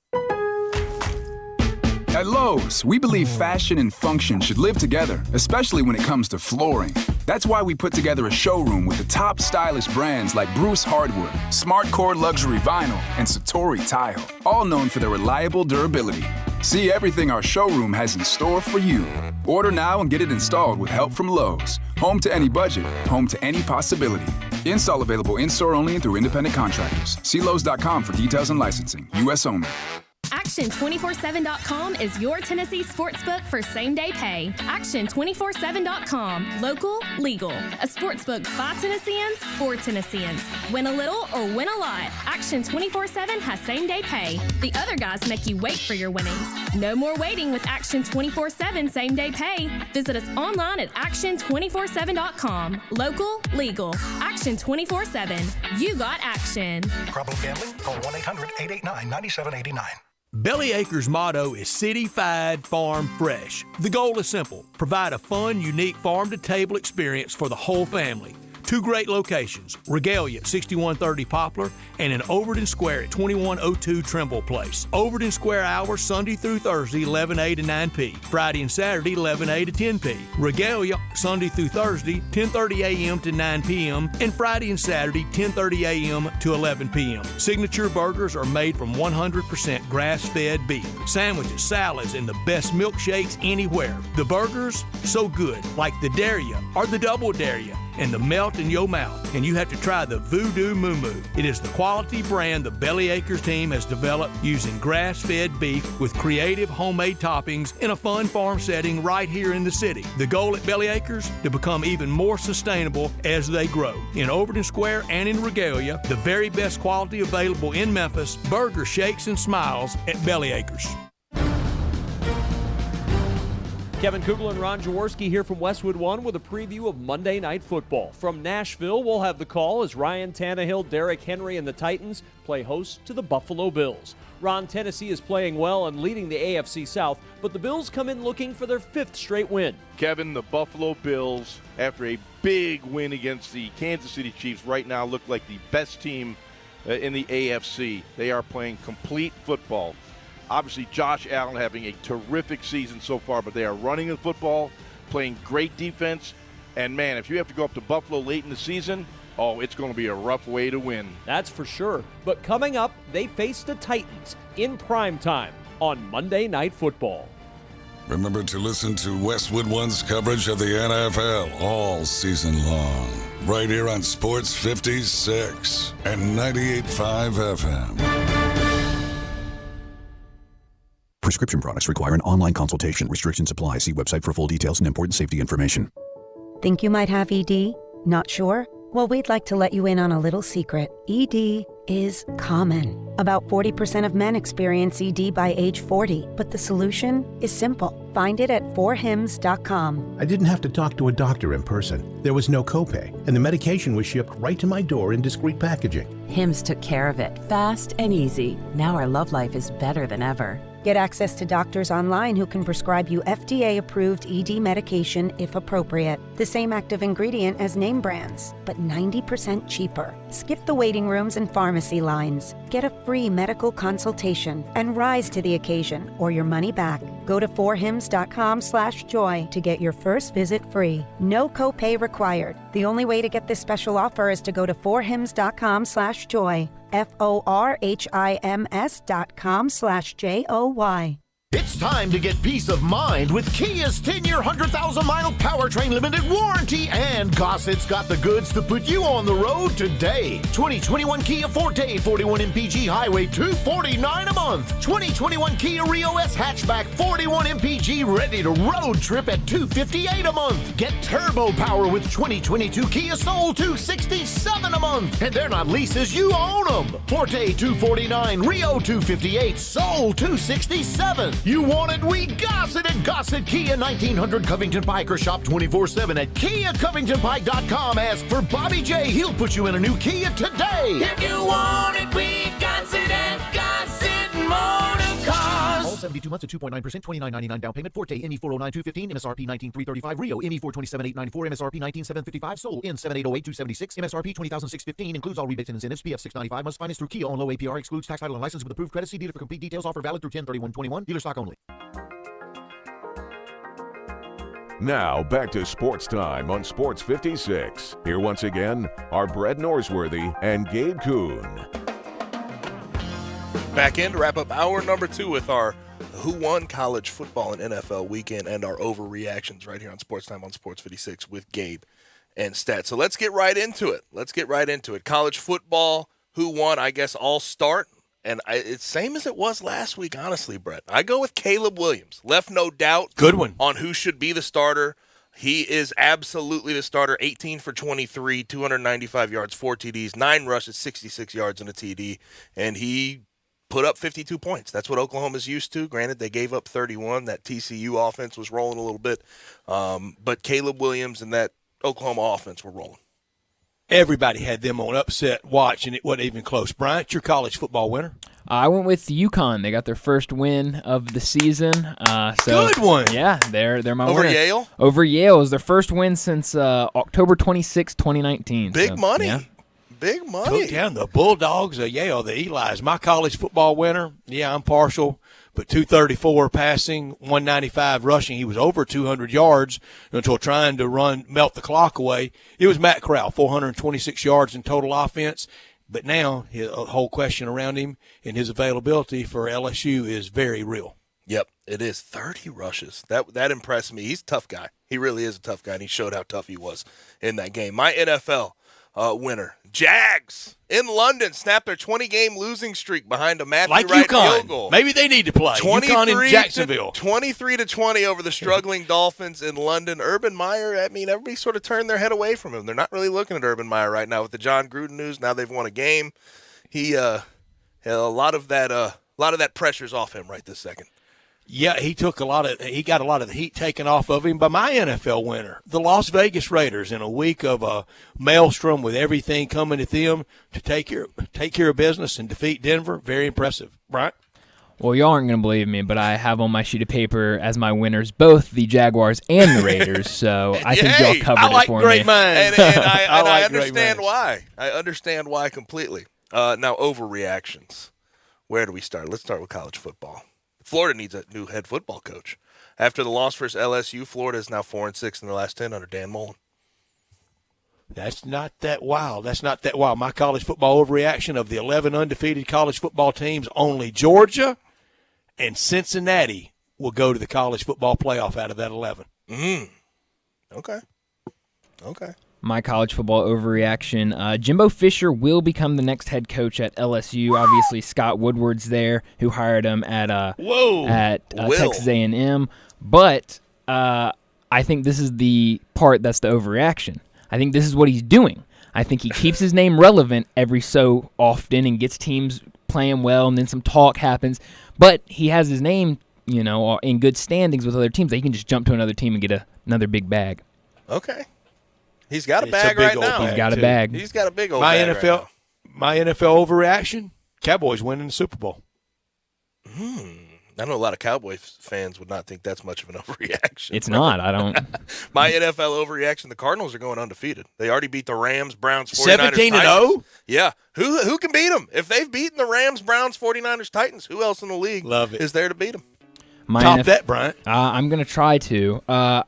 The 31-3 win that the Colts got over the weekend, exactly what they needed, a breath of fresh air for them. They will go to the Super Bowl to play the New Orleans Saints, who, if you remember, was my overreaction week 1 to win the Super Bowl. They will play them in the Super Bowl. That's a fun one. I love when overreactions tie into week 1 overreactions. Yes. You're not backing off of your week 1 overreaction.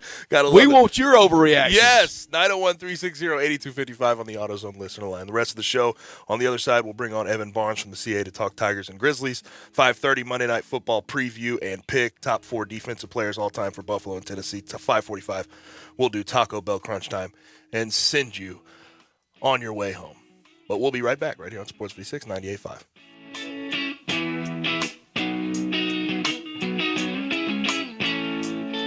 Brett Norsworthy here for FanDuel, and basketball season is back, and there's no better place to bet on the NBA than FanDuel Sportsbook. To celebrate NBA tip-off, FanDuel Sportsbook is giving new customers enhanced odds.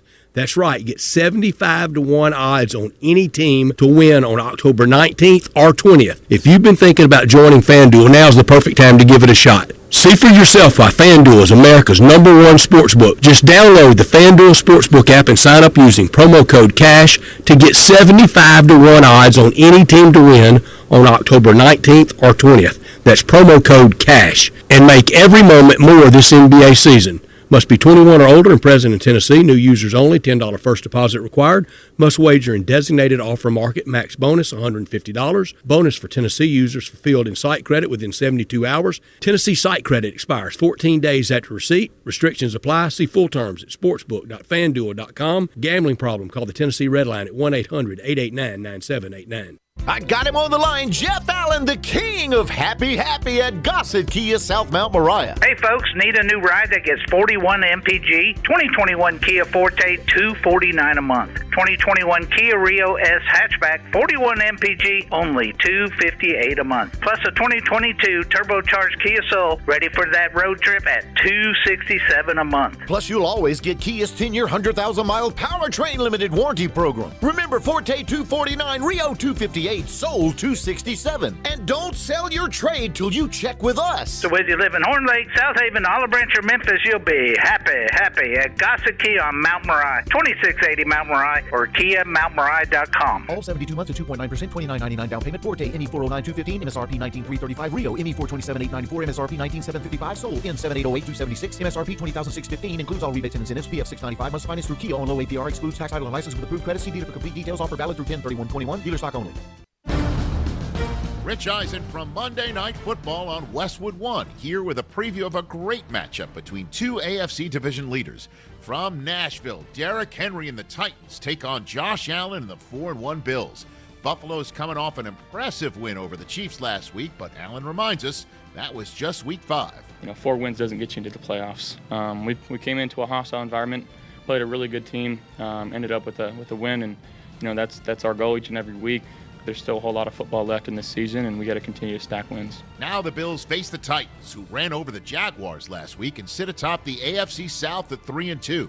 Kevin Kugler and Ron Jaworski will have the call from Music City when the Titans host the Bills on Monday Night Football. Remember to listen to Westwood One's coverage of the NFL all season long, right here on Sports 56 and 98.5 FM. For the ones who know safety isn't a catchphrase, it's a culture. And the ones who help make sure everyone makes it home safe. For the safety-minded who watch everyone's backs, Grainger offers supplies and solutions for every industry, as well as safety assessments and training to keep your facilities safe and your people safer. Call, click Grainger.com, or just stop by. Grainger, for the ones who get it done. Hey, frequent heartburn may keep you from running your A game, but it doesn't have to anymore. Join the Prilosec OTC 2-week challenge. Just go to PrilosecOTC.com. You'll get $3 off to get you started, plus 14 days of tips, tricks, and reminders. Just 2 weeks, zero heartburn. Go to PrilosecOTC.com and sign up today.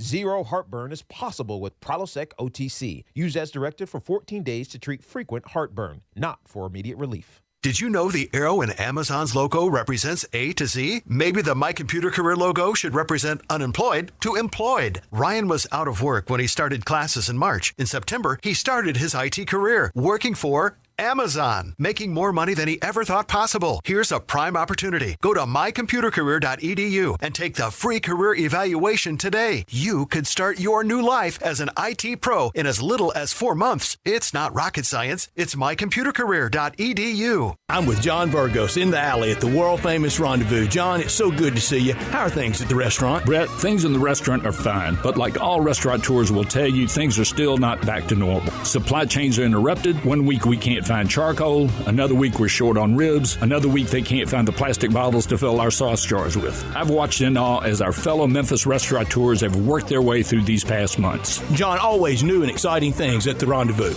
People know we have Greek salad, vegetarian red beans and rice, and vegetarian nachos. But now we have desserts. Miss Barbara of O Taste and See has individually wrapped some wonderful desserts. We have key lime pie, chess pie, chocolate chess pie, and pecan pie. Not pecan pie, pecan pie. We also have a new twist at the Rendezvous. We now have outdoor dining. It's in the side alley along the Rendezvous, not the one in the front. And depending on the weather and depending on staffing, please call ahead to make sure we're open. And we hope it becomes a mainstay here at the Rendezvous. Mr. Charlie Burgos' world-famous Rendezvous in the alley in downtown Memphis. Hi, folks. I keep hearing about a shortage of good vehicles to purchase these days. Well, I can fix that. Just follow me to Auto Universe Germantown. I was blown away by the amount of high-quality vehicles they have. Something they call affordable luxury, and I would agree. And talk about variety. How about Lexus, Infiniti, Audi, Jeep, not to mention, but I will anyway, Mercedes, Nissan, Honda, Chevy, and Toyota. Tremendous pre-owned cars, trucks, and SUVs,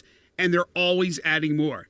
Hey, I know this family. They have everything we want under one roof. No haggle, affordable pricing, simplified financing, top service technicians, even collision repair. Remember the old Mazda location in Germantown? That's where they're located, 7300 Winchester, and online at eautouniverse.com. So take it from me, if you want to avoid the new car price but still want a luxury, slightly loved vehicle, head on over to Auto Universe Germantown. Would I steer you wrong? Get it? At Auto Universe Germantown, only the best make it here. We are Sports 56 WHBQ Memphis and W253DF Memphis, Flynn Broadcasting Stations.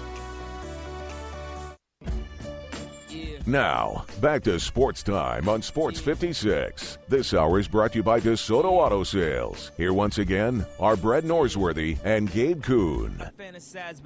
Hour number 3 is here. Sports Time on Sports 56 with Gabe and Sass. Continue to join the show at 901-360-8255 and watch us live and message us on Facebook, Twitter, YouTube, Twitch, and at sports56whbq.com. But in his normal time slot, at 5 o'clock on a Monday, we bring in our friend Evan Barnes from the Commercial Appeal, covers Memphis football, and he's the interim Grizzlies reporter as well, at Evan_B on Twitter. Evan, what's happening, man? You have a good weekend?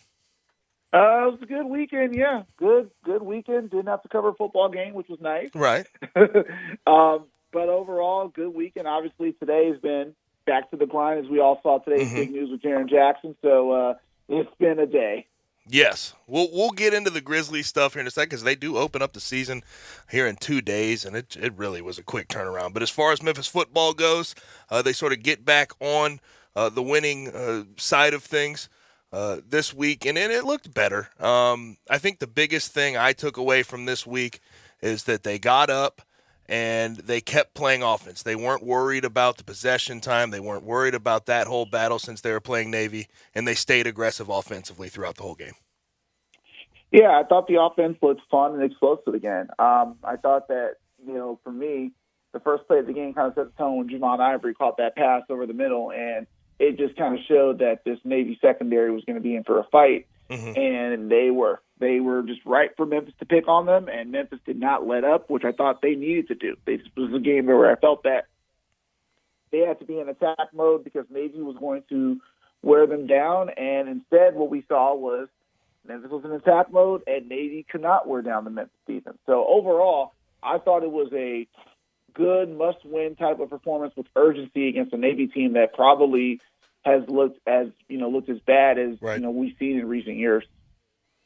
Evan, one of the things I'm never comfortable with throwing that must-win label on a game is, A, if you don't, and then, B, what does it make next week? Well, now next week is here, and the Tigers are a slim 2-point underdog Friday night against UCF. This is as gettable as you're ever going to get UCF down in Orlando.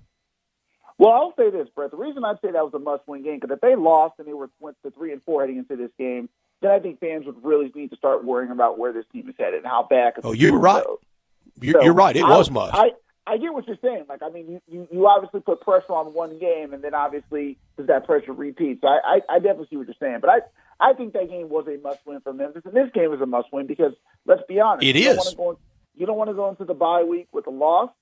You definitely want to not lose to a team that is motivated to beat you after last year. And this is a UCF team that's perhaps, like you said, as vulnerable as they've been the last few years. They probably won't have their quarterback, Dylan Gabriel, so they're starting a true freshman in Mikey Keene. And so you have two teams that are starting true freshmen, and it looks like Memphis right now is doing things a lot better with their true freshmen. So this is a game where I think Memphis has a great chance to win, although, with UCF, you never can assume anything about them except that they're going to find ways to make plays. So I think it's going to be exactly as close as the line indicates. And regardless of the personnel that they're going to have on the field, UCF's going to have a more spread out style. They're going to not play a triple option like Navy played this week. So the Tigers have struggled with that so far this year. And I thought Mike McIntyre the last 2 years, when you look at what he's done against Navy, he has no issues. It's against the teams that can spread it out, can throw the ball, can dink and dunk down the field. Do you think, and I've posed this, do you think the last 5 or 6 games here, if you include the bowl game, do you think these are sort of the make or break games for Mike McIntyre as the DC at Memphis? I think it's going to be very critical because two of those games are going to be against SMU and Houston. And we know both of those teams traditionally light it up, and this year they both look really good. So I think it will be important to see how the defense responds, if they can kind of go on a run like they did last year where they looked good at the end of the season and you kind of had some hope in where things were going. But I'm saying right now that Navy game, they have to prove that wasn't an aberration. Like, right. The defense just look good and get right against Navy, or did they look and just get right on principle? And I think it's more of the first. So we're going to have to see what Memphis does against a UCF team that should not light them up. But then again, we saw in 2018 a UCF team that in the AAC championship started a quarterback for the first time when Mackenzie Milton got hurt. And that quarterback, all he did was just light Memphis up in the second half. Right. So it's one of those things where you don't believe the game is over until triple zeros are on the clock. Evan, at a place that's used to big, eye-popping offensive numbers, Calvin Austin, 50 catches, 8 touchdowns, approaching 900 yards. He's going to blow through some numbers, isn't he? Yeah, I mean, he's still on pace right now to probably catch Anthony Miller's, single-season program record for receiving yards.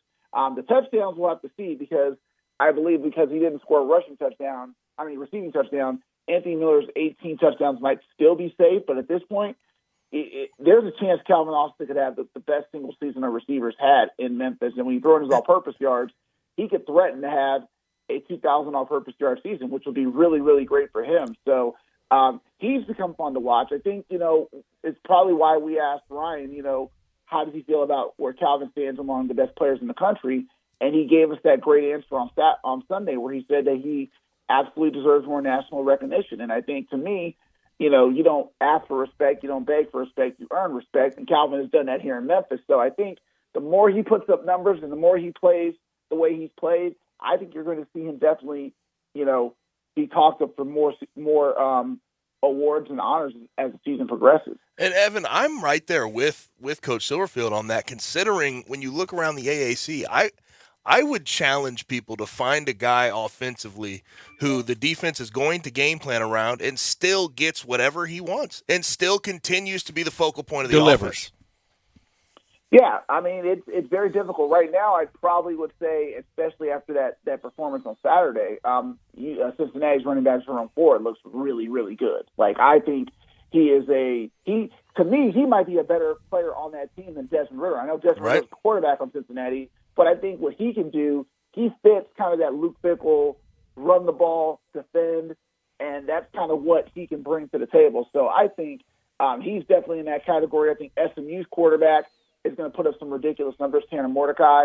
But look at Calvin Austin. I mean, here's somebody who I like that Memphis put him in the run game on a reverse to show off his speed a little bit more. Because I think that's what you're going to have to do. Like, if you try to force him the ball 8, 9, 10 times a game, it's going to be difficult because now teams in the AAC know Calvin Austin. They knew him from last year. You're not going to probably catch them by surprise. And as great as Calvin is, you have to get creative with him because, he's too good to just let him, go out there, run routes, put him on go routes and whatever. You have to get creative with him. And I thought that Memphis did a great job with that on Saturday on Thursday.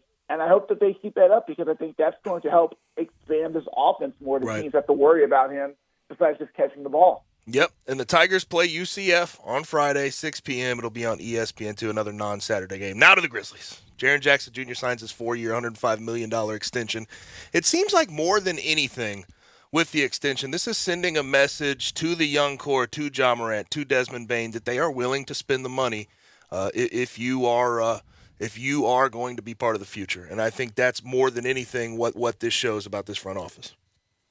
Yeah, and let's be clear. I mean, Jaren was going to get paid one way or the other because of what his value was. So I think we're definitely going to see that. And to me, I think that by paying Dylan Brooks and DeAnthony Melton last year, in 2020, I think that sent an indication that, hey, this team is willing to take care of its guys, but also put them on team-friendly deals to where, if things need to happen, they're in good shape. So I think this deal absolutely was one that it benefits the Grizzlies and Jaren Jackson that it was made before the season. That way they don't have to worry about it lingering over things. Jaren doesn't have to worry about, getting hurt and that possibly affecting his negotiation strength. I wrote on commercialfield.com. I called it a win-win because obviously the Grizzlies got a deal where, according to ESPN's Bobby Marks, there's more money up front for Jaren than on the back end, so that the way they can protect themselves and go out and get other people or, go sign other guys on the team.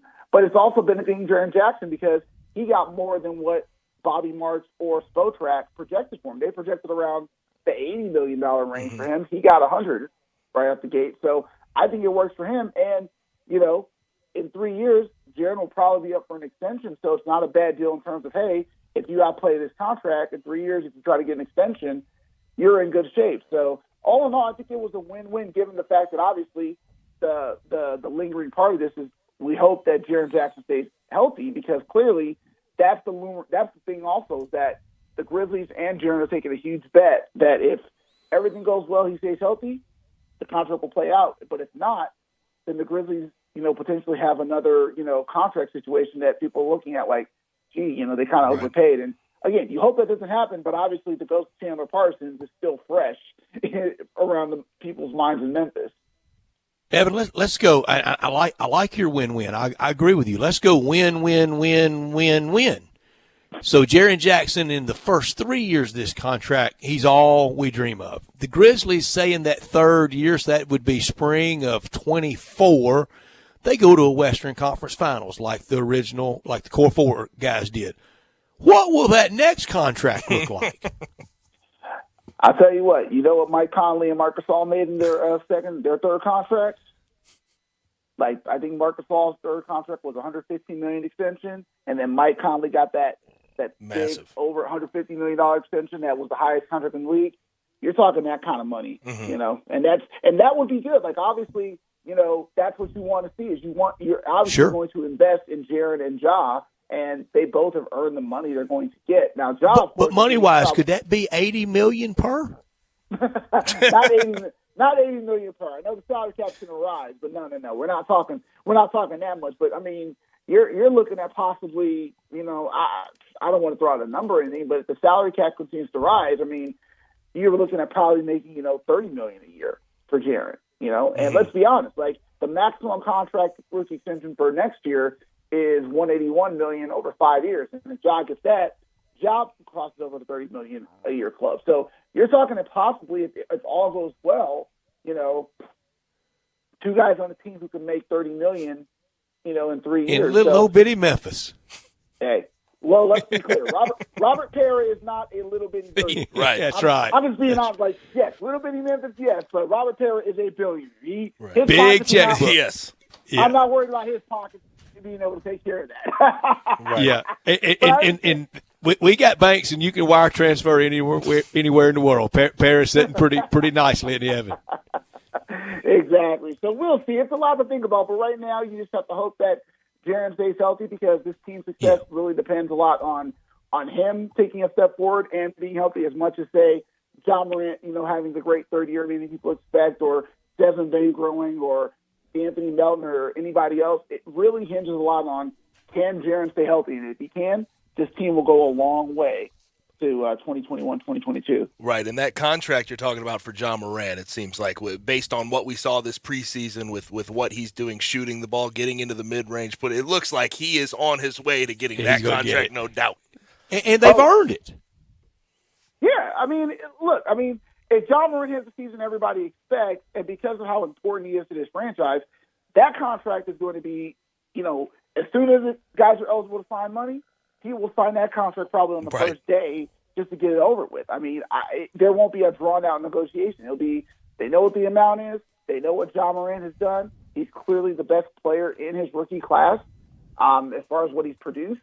So there won't be a question about that. The only thing is just making sure everyone stays healthy, guys produce, guys do what they need to do.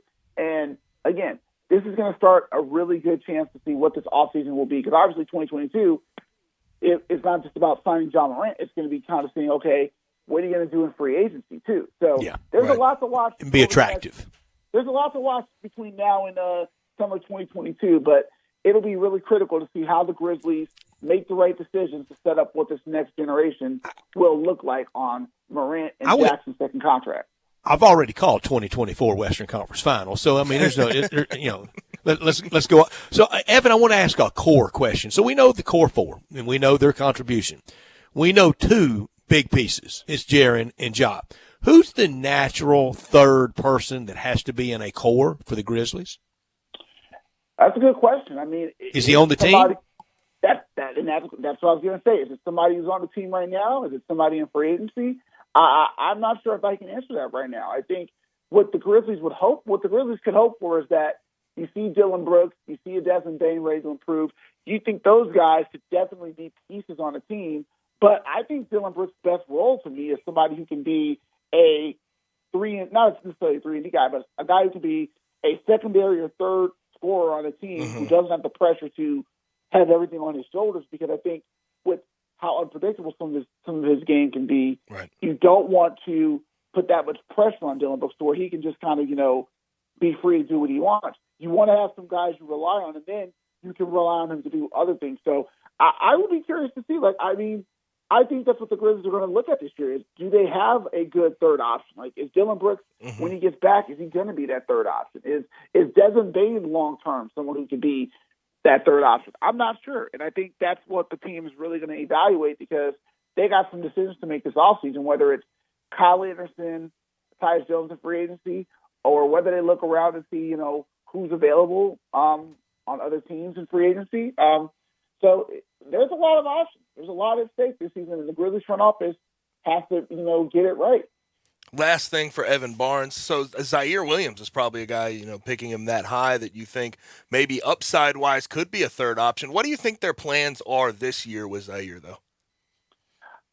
So Zaire, I'm leaning towards what they said from the jump when Zach Kleiman, the general manager, said that they're going to be patient with him. I don't think, we saw – the best of Zaire through preseason, like we did obviously in the one game where the starter sat, he played really, really well against the Pacers, who had most of their regulars in.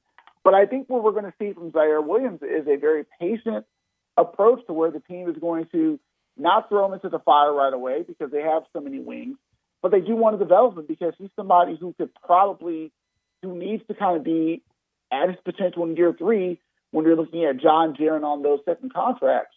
So I think it's going to be a patient approach.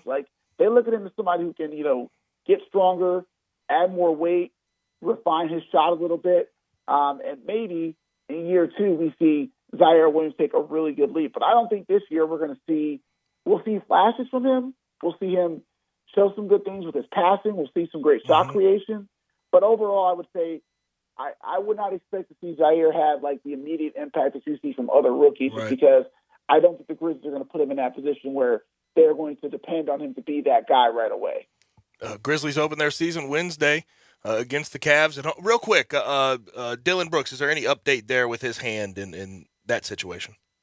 No, nothing besides what we were told, that he will be out for 2 to 3 weeks, and then he'll be reevaluated. So he will probably miss between 3 to 7 games to start the season. So we'll see what happens when the time comes to be reevaluated. He's our guy, Evan Barnes, covers Memphis football and Grizzlies for the Commercial Appeal. Evan, thank you so much, man. Thank you, Evan. Appreciate you guys.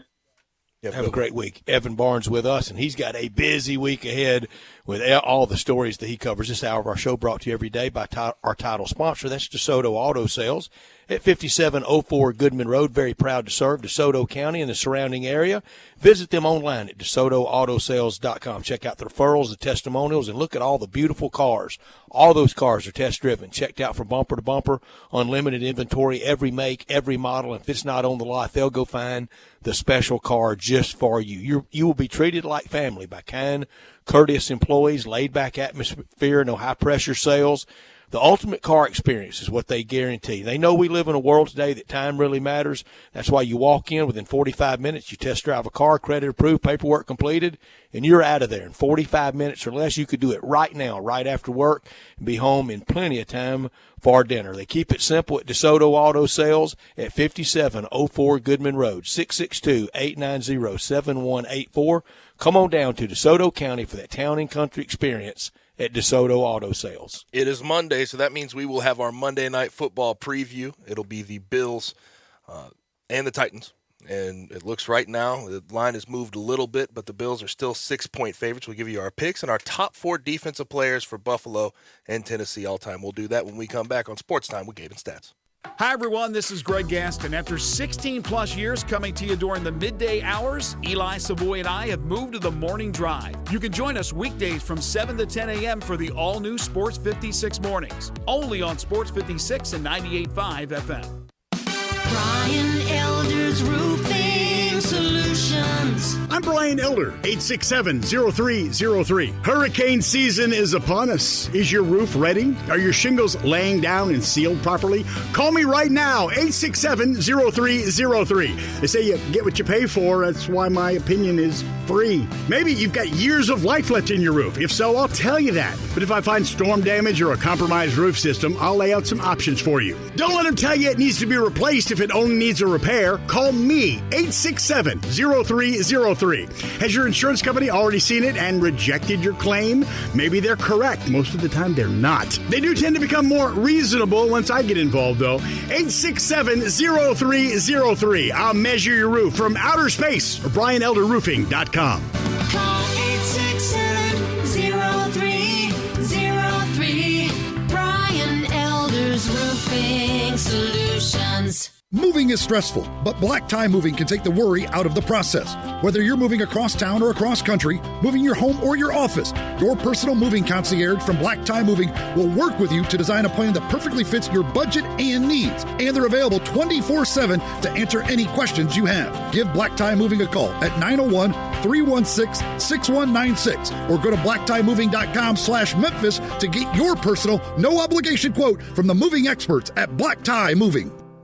The deals keep getting stronger than ever at the Ram Power Days and Jeep Adventure Days at Gossett Chrysler Jeep Dodge Ram Fiat on the Pike. Want a Cherokee Classic with a modern twist? Get it with 2021 Jeep Cherokee Latitude 4-wheel drive, $409 a month. How about 2021 Chrysler 300 Touring, $426 a month? Take on off-road trails, city streets, and everything in between in a 2021 Jeep Grand Cherokee L Limited, $489 a month. And the workhorse 2021 Ram 1500 Quad Cab Tradesman, $497 a month. Plus top dollar for your trade at Gossett Chrysler Jeep Dodge Ram Fiat. So drive past the rest and come to the best, or shop online, GossettMotorCars.net. If you want it, we got it at Gossett Motor Cars. Cherokee 300 Ram, all 75 months at 3.99 APR, 3,500 down. Cherokee MD 220971, MSRP 30,580. 300 MH 64614, MSRP 34,945. L M8 114994, MSRP 50,320. 48 month lease. 1500 MS 578 8563, MSRP 40,030. Includes all rebates and incentives. PF 695 excludes tax, title, and license with approved credit. See dealer for complete details. Offer valid through the end of the month. Dealer stock only. Did you know the arrow in Amazon's logo represents A to Z? Maybe the My Computer Career logo should represent unemployed to employed. Ryan was out of work when he started classes in March. In September, he started his IT career working for Amazon, making more money than he ever thought possible. Here's a prime opportunity. Go to mycomputercareer.edu and take the free career evaluation today. You could start your new life as an IT pro in as little as 4 months. It's not rocket science. It's mycomputercareer.edu. You say you want to come to Southland, but you don't have a ride? What?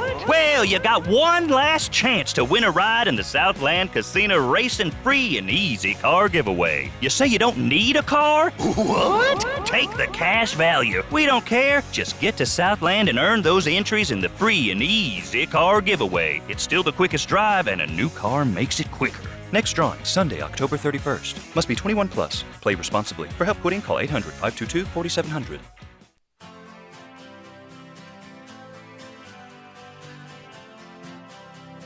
Now, back to Sports Time on Sports 56. This hour is brought to you by DeSoto Auto Sales. Here once again are Brett Norsworthy and Gabe Kuhn. A big one on Monday Night Football tonight. We have all the action right here. Brett Norsworthy here for FanDuel, the final game of NFL Week 6. It's tonight. And FanDuel Sportsbook, they want you to get the most out of every play. That's why they're giving everyone a $10 risk-free bet every week. All you have to do is bet a same-game parlay bet with 3 legs or more, and if your bet doesn't win, FanDuel, they'll pay you back up to $10. Tonight, Bills and Titans, scene of the miracle at one time. I like the Bills' high-powered passing attack for sure. Love Josh Allen. Like that Bills money line. I like the over total points, but also I love Derrick Henry to get in there for the rushing yards. So it's a good way to build that same game parlay bet tonight. Fast payouts, easy to use, safe and secure. America's #1 sports book. There's no feeling like nailing a same game parlay bet. So lock in on your bet today. right now. Get in on the action tonight at FanDuel Sportsbook and get up to $10 back if your bet doesn't win. New to FanDuel Sportsbook, sign up right now with promo code CASH to also receive a risk-free bet up to $1,000 from FanDuel. That's promo code CASH so they know I sent you. Must be 21 or older and present in Tennessee. Refund issued as non-withdrawable site credit that expires in 7 days. Max refund $10. Restrictions apply. See terms at sportsbook.fanduel.com. Same game parlay available for multiple sports in all states on mobile and on the web. Gambling problem? Call the Tennessee Red Line at 1-800-889-9789. A good one on MNF tonight.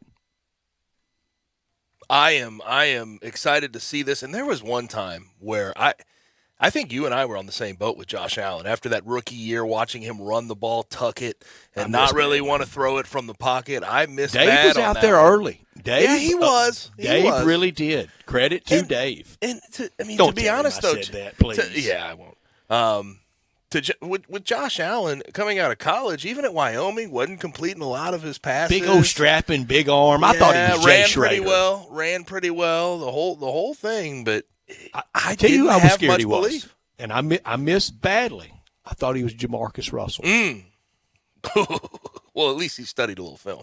Jamarcus Russell. Well, that helps. Yeah, he was lying. But I'm always scared. I'm a little scared of the too strong arm guy, Gabe, the guy that can throw it through a wall. I don't need him throwing it through a wall. I need him feathering it to my slot accurate. receiver. I need him to be accurate. And a strong arm always goes a long way, though. Can't lie about that. It's great for punt, pass, and kick contests. And big old Andy Reid is the biggest kid ever in one. You weren't that kid, were you, in punt, pass, kick contest? No, I was. Well, I was, but I never actually got to the point where Andy Reid was actually. You know, that was the national final for punt, pass, and kick, correct? Yeah, at the Coliseum on Monday Night Football. He was in his Rams outfit. Oh, it's so funny. What I want to know is what happened to those other kids. Where are they today? What kind of lives did they have? He was the one that stuck out, though. My gosh. I had a friend of mine from Far City that made it to a big regional event at Busch Stadium, and they made him wear a Cardinal outfit, and he is and was a Cowboys fan. I was that kid, but I never made it as far. I was the punting and kicking was never for me. I was towed it. Most of my punting were whiffs. I don't know why. I couldn't get foot to my coordination's so terrible. The passing, I literally had a coach one time say, "Are you sure you're throwing it with the right arm? Try the other arm. It can't be any worse." And couldn't catch a cold. So I couldn't punt. I couldn't pass. I couldn't kick. On the other side, though, with the Titans, Ryan Tannehill, it's been unbelievable to see him revitalize his career. Well, you know what makes it? Handing to 22. If he didn't have that keeps him kind of in that cozy little, just be comfortable cocoon for him, and not having to try to drop him back and throw it around 50 times. I don't think he's capable. Tonight, tough matchup. Bills only giving up Real 78 tough. yards per game rushing. I just sold one thing with FanDuel that I think I'm going to do another, and I'm keying off 5.5. Gabe, you said 6.5, and I'll take the hit it was there. a flat 6 when I last saw it. All right, so you want me to go to 6.5? Was it 5? Well, we always at half. We never it was push. 5.5. It just went up to 6. Okay, we'll go off 6. Give me the Titans plus the 6.5. I mean, it's a substantial number, and they're at home, scene of the miracle. Yep. I personally, it was though, that day I was stringing college basketball. It was the first Saturday in January. I'm at Ole Miss. I think Keith Carter was still playing at Ole Miss that day. I'm at an Ole Miss Florida game, and I'm stringing for ESPN, and I'm kind of in mid-sentence, and the producer came on. It wouldn't go out over the air. He said, "Get out now. Nobody cares about that. There's just been a miracle at the Titans game." That's an interesting memory. I tonight, I am. It's tough because it is a lot of points, but I'm going to have to go Bills. Think about since week 2, 35 on the Dolphins, 43 on the football team, 40 on the Texans, 38 last week against the Chiefs. I think they continue scoring a lot of points tonight, and I think the Titans secondary gets picked apart. So I'm going to go Bills minus the 6. Are we going to half? Yeah, we always at half. Right, we never push. Minus the 6.5. Win by a touchdown. Bryant? Yeah, I think I'm going to go with you, Gabe. I think if it was anything higher than probably 7.5. I'd probably go with the Bills, but just I think they'll win by a touchdown. I think you made the point. Their rush defense is just so good that I think they win by a touchdown. Big early 1-seed game for that AFC. That's going to matter. And we saw it last year. I mean, you're at that too. You're playing wild card weekend. Who else in the AFC really gives you 1-seed sort of vibes right now besides the Bills? Is anyone else? I mean, Ravens 5-1 right now, but yes. I feel like they could have a couple slip-ups as their schedule gets a little tougher down the stretch. That's mine. You think the Ravens will be the 1-seed? No, but that's the one that Buffalo has. That's the one that's competing. And for Buffalo, you have that week off, and then you have everybody as the weeks get later and the weather gets worse, and you got to go to Orchard Park. We could have frostbite cases in playoffs now of tall order in Lambeau and at Buffalo. And they're working on getting a new stadium, correct? In Buffalo, they should be, and they need. I think they will. They need a roof. But wouldn't that'd be a little like when Minnesota got a roof? Boy, it affected the Vikings' advantage. Yes, you do need it for public safety. You need it. But that's the point. There is for got to be the retractable fans, though, doesn't it? Yeah, for the fans there, you need a roof. You need to keep them safe. It's easy for us to spend the Sabres, Bills owners' money. Make it retractable. Exactly. It looks like they are looking for they have plans for a new stadium. It looks like it has a retractable roof. Their stadium contract expires in 2023. And I'll tell you, the way they're playing right now and the way they're spending money trying to make that team good, they ain't going anywhere. They're gonna get that stadium. And I'm sorry I can't properly pronounce the name of that family that owns both the Sabres and the Bills, but you know who they got the team over. He almost had his clutches on the Buffalo Bills. Do you remember? Who? Donald J. Trump. Oh, it's a Pegula he family, right? Almost had the Bills. Help me with that pronunciation. I'm not positive. Yeah, Pegula? that's it. Yeah, Pegula. Yeah, you pegged that is it. All right, let's talk defense. Let's talk Buffalo. Let's talk Titans. Only in Nashville for the Titans. Was that too hard of an assignment? Oh no, I can handle that. It was a little difficult. All right. Well, I mean, they're not deep, but I think it's not. It's been more of an offensive team in Nashville, hasn't it? I have a guy. My last spot because it was kind of tough with number 4. I have a guy who's playing right now. Wow, good for you. That's an interesting one. Good for you. All right, here's my Titans, and I loved him. Keith Bullock, number 1. Javon Curse, 2, and this third one I really love. Love that one odd year here. Got to know him a little bit out at Super Bowls on Radio Row and in talk radio. He does talk radio in Nashville. Blaine Bishop played in a game here that year, Gabe, with a broken arm. If I had a broken arm, I promise you I missed 10 weeks of work. That's not. I missed 10 weeks of work, 8 of them hospitalized, 6 of them still bedridden. There's no way I play a football game with a broken arm. I would not suggest it. I would not suggest it. No, and what you would have to do to yourself to get to that threshold, I'm afraid it's too bad for you on the back end. Number 4 for me, Albert Hainsworth. Oh, gosh.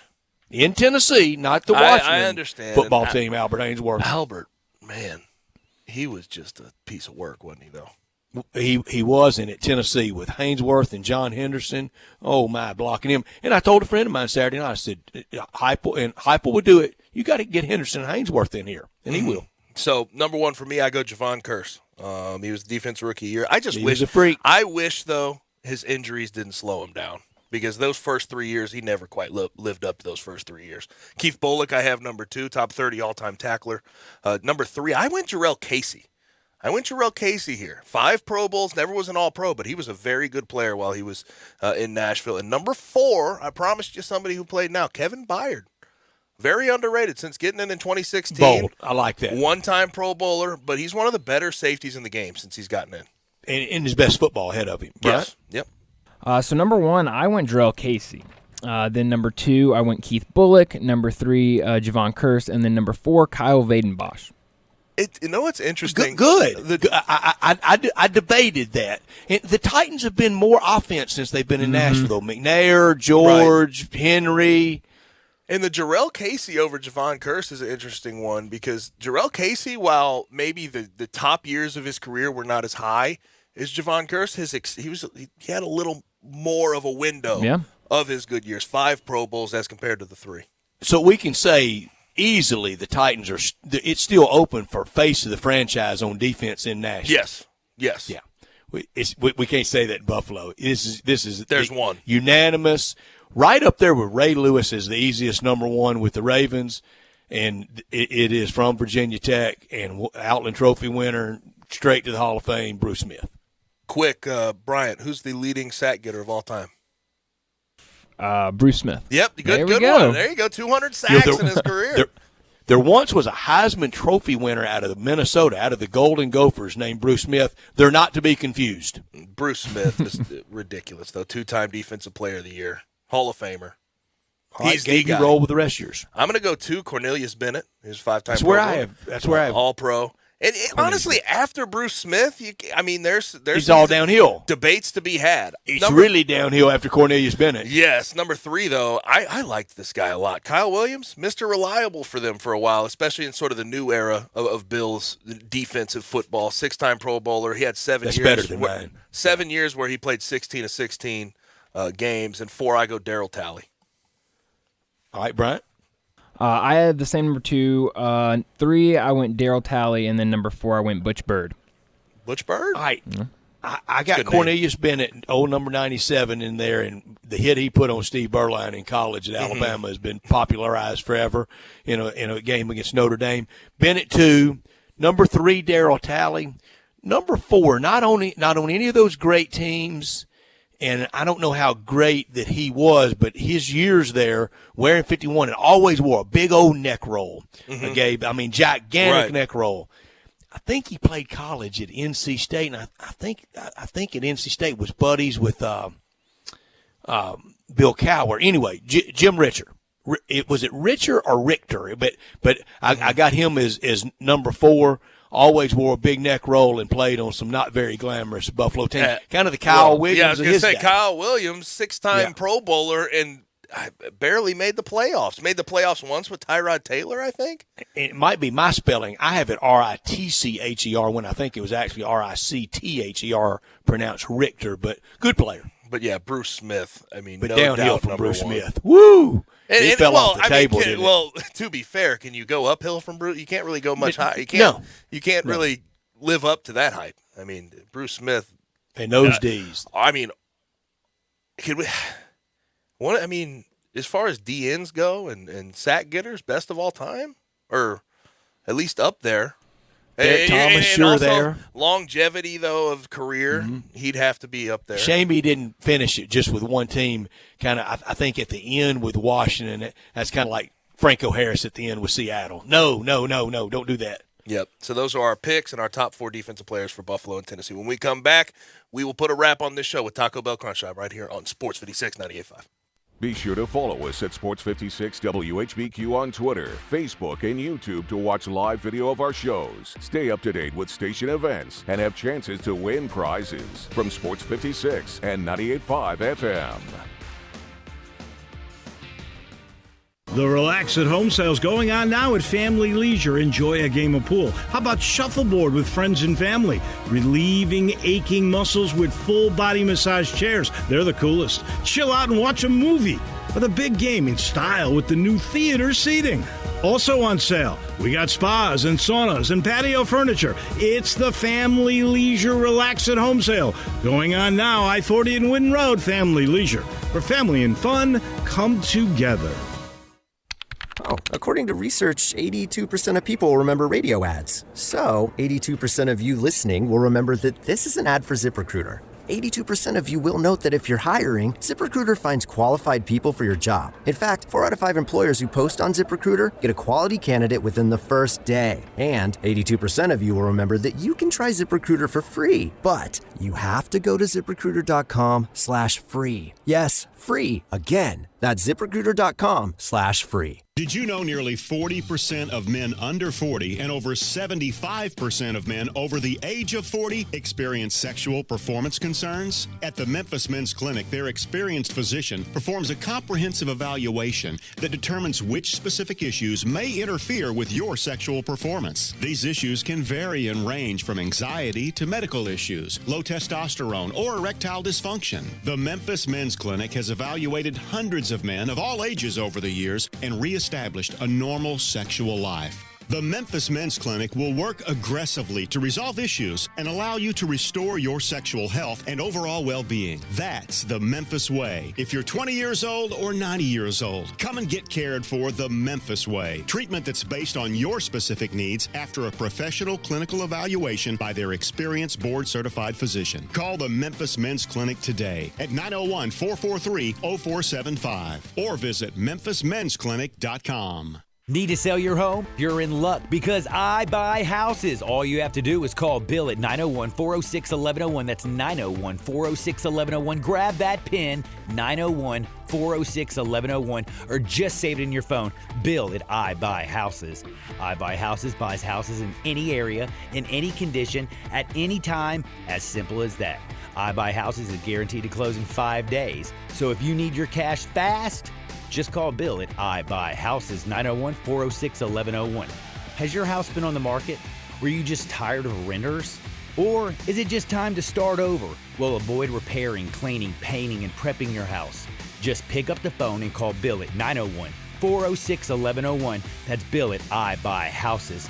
If you're in Southwind, South Memphis, North Mississippi, North Memphis, Collierville, if you can hear this, just call my friend Bill at I Buy Houses, 901-406-1101. At Jason's Deli, when you're dining in or picking up curbside, you can expect wholesome food and no surprises, just delicious sandwiches, crisp salads, and quick quality meals made with the freshest ingredients and no artificial trans fats, MSG, high fructose corn syrup, or artificial colors and dyes. Around here, a lot of thought goes into what we put into our food and what we take out of it, because you're not just taking a bite, you're getting a taste of who we are. New items are constantly being created to expand our menu for all tastes and special diets with vegan and gluten-free options available. Convenience and on-time delivery you can count on. It's just a click away at jasonsdeli.com, so whether you need to feed 5 people or 5,000, the team at Jason's Deli, they have the credentials and the commitment to keep you satisfied. Freshness is nearby at Jason's Deli with locations at Ridgeway in the Park Place Center, Poplar and Highland, Germantown Road in Cordova, and on Goodman Road in Olive Branch. Jason's Deli. It's wholesome food and no surprises.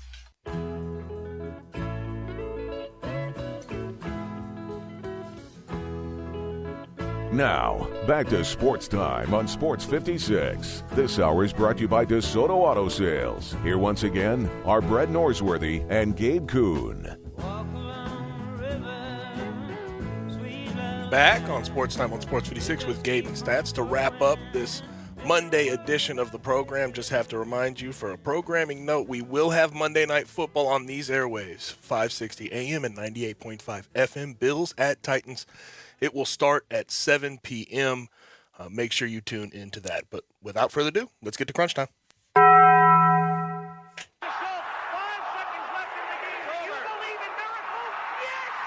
Go crazy, folks! Go crazy! This is for all the biggest crunch time. You are looking live. In your life have you seen anything like that? Goodbye! Hello, Haskell. It's obviously crunch time. Hammer, nail, coffin, this baby is over. Looking for something new at Taco Bell? Try the original tacos meets the instant classic, nacho fries. There's bound to be some magic. Nacho fries are essentially building blocks for culinary imagination. Slightly seasoned. Nah, go with bold spices. Warm nacho cheese and sour cream. Loaded taco fries are covered with seasoned beef, nacho cheese sauce, ranch, tomato, and shredded cheese. In short, the legend of nacho fries lives on. Brett, what I learned today is something very fun. I'm glad to see this. Lionel Hollins, who is the winningest coach in Memphis, well, in Grizzlies history in general, 214 wins he accrued while the Grizzlies head coach. He's coming back to Memphis. He has agreed to volunteer in a role for Bonzi Wells and Lemoyne Owens. So that's very, very cool to see. And if you're keeping track at home, Penny Hardaway, Rasheed Wallace, Larry Brown, Bonzi Wells, Lionel Hollins, all coaching collegiate basketball in the city. My gosh. What a great basketball town. Train coming back to Memphis, and He was a great player in the day at Arizona State, and then with the Portland Trail Blazers on their championship team, and his time in Memphis with the Grizzlies, it still remains one of excellent. I learned today 11 college football teams remain undefeated. SMU and Cincinnati from the AAC, Michigan State and Michigan from the Big Ten, Wake Forest from the ACC, 2 from the Big 12, the 2 Bedlam teams, San Diego State from the Mountain West, Texas San Antonio from Conference USA now in the voting. Broken in into the Coastal top 25. Carolina. Coastal Carolina from the Sun Belt, Georgia from the SEC. What a diverse group, and Texas San Antonio into that ranking, and they could stay there. They could have staying power. 24th ranked Texas San Antonio Roadrunners. I don't think when they started their program 11 years ago they'd ever think they'd be here this quick. Gabe, I will do this in the year. I will rank the teams that I saw in person during the year. Texas San Antonio's way up there right now. That O-line, we talked about it during the game. That O-line can really block. And I think they're better than Louisville. They bring it at whoever they're playing. When we saw them against Memphis, I know they're better than Austin Peay. I know they're better than Tulane. Right. They were better than the Tigers, so I'd have to rank them ahead of that. But pretty good ranking right there. They're up there. What I could have done without today is Urban Meyer after the game. And granted, he just got his first win and snapped a 20-game losing streak. I bet he would have had fun in London. If he had fun in Ohio, he'd probably have some fun in London. But I don't want to speculate on such things. Now, he says the locker room after their win, obviously they had a game-winning field goal as time expired to win 23-20. He said it was as emotional as some of his college football title-winning teams. First, it was Alabama. You're playing Alabama every single week in the NFL. Now you're celebrating a 8:30 a.m. win in London over the Dolphins? Over the Dolphins like it's a college football title? I wish somebody would ask, do you rank it over beating Ohio State at Florida for a national championship? Not, but I know that they're supposed to be emotional after everything that's gone on in their locker room and everything else. But it's not a good sign if you're celebrating that much after beating the Dolphins, who have been absolutely terrible this year. Urban doesn't pop up for any of these college jobs, does he? I don't think so. I don't see how an administrator could. I don't know, but I don't think so. I could have done without the Detroit Lions start 0-6. Dan Campbell, it was fun and zany for a little while. Now it's kind of looking like Ed Orgeron a little bit, and he's pointing fingers, blaming Jared Goff. The Lions stay bad, and it feels as hopeless right now in Lions football history as ever, and they know hopelessness. But, Brett, they got their heart ripped out last week against the Ravens as well. And also both those games were 19-17. They lost on game-winning field goals. Very winnable. Besides yesterday, though, that team has competed their butts off. And I do have to say that they are one of the better terrible teams in the NFL, but that's not saying much. Well, they are terrible, and he's wild and crazy. I wonder when that plays out. Yeah, but who can succeed in that job? I will continue to ask, who can succeed in that job? I don't think you'd send Mr. Button-Up in there, do you? Doesn't feel like that would work. I don't think so. Not a lot has worked. Yeah, one guy that got kicked out unfairly, in my opinion, Jim Caldwell. Jim Caldwell had them in the playoffs. No kidding. I still don't understand why they ever fired poor Jim Caldwell. He did all he could with what he had, and he did have Matt Stafford and Calvin Johnson. I get that, but he did a pretty good job. Well, there's plenty of others that had that too that didn't do as well. Right. Now, what we're looking forward to tonight, we have Monday Night Football, Bills at Titans. We have the ALCS 1-1 right now. Someone's going to break the tie tonight, Astros and Red Sox. Have NHL. My Blues beat the Avalanche over the weekend. Way to go, Blues. Against the vaunted Avalanche. Y'all both picked the Avalanche. Don't jump off of them now. Way to go, Blues. Critical game 3 tonight. Those odd number games in the 7-game series, we know how it'll be, and we know Fenway will be rocking. It just feels like it always does, like a movie set there with them winning in the bottom of the something. We'll see about more arrests out of Knoxville. They're around 25 arrests. Now Monday Night Football in Nashville, Titans versus Bills, scene of the miracle. There on the first Saturday of 2000. That was really wild.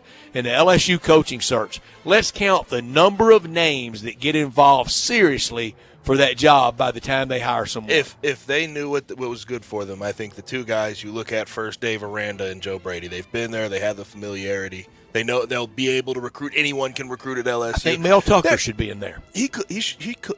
Yeah, he could be in there. What he's done this year with Michigan State is absolutely incredible. Wonder if Hugh Freeze will prominently pop up. The one name that's been popping up that I don't understand, Brett, Luke Fickell. I like Luke Fickell in a lot of jobs, but LSU?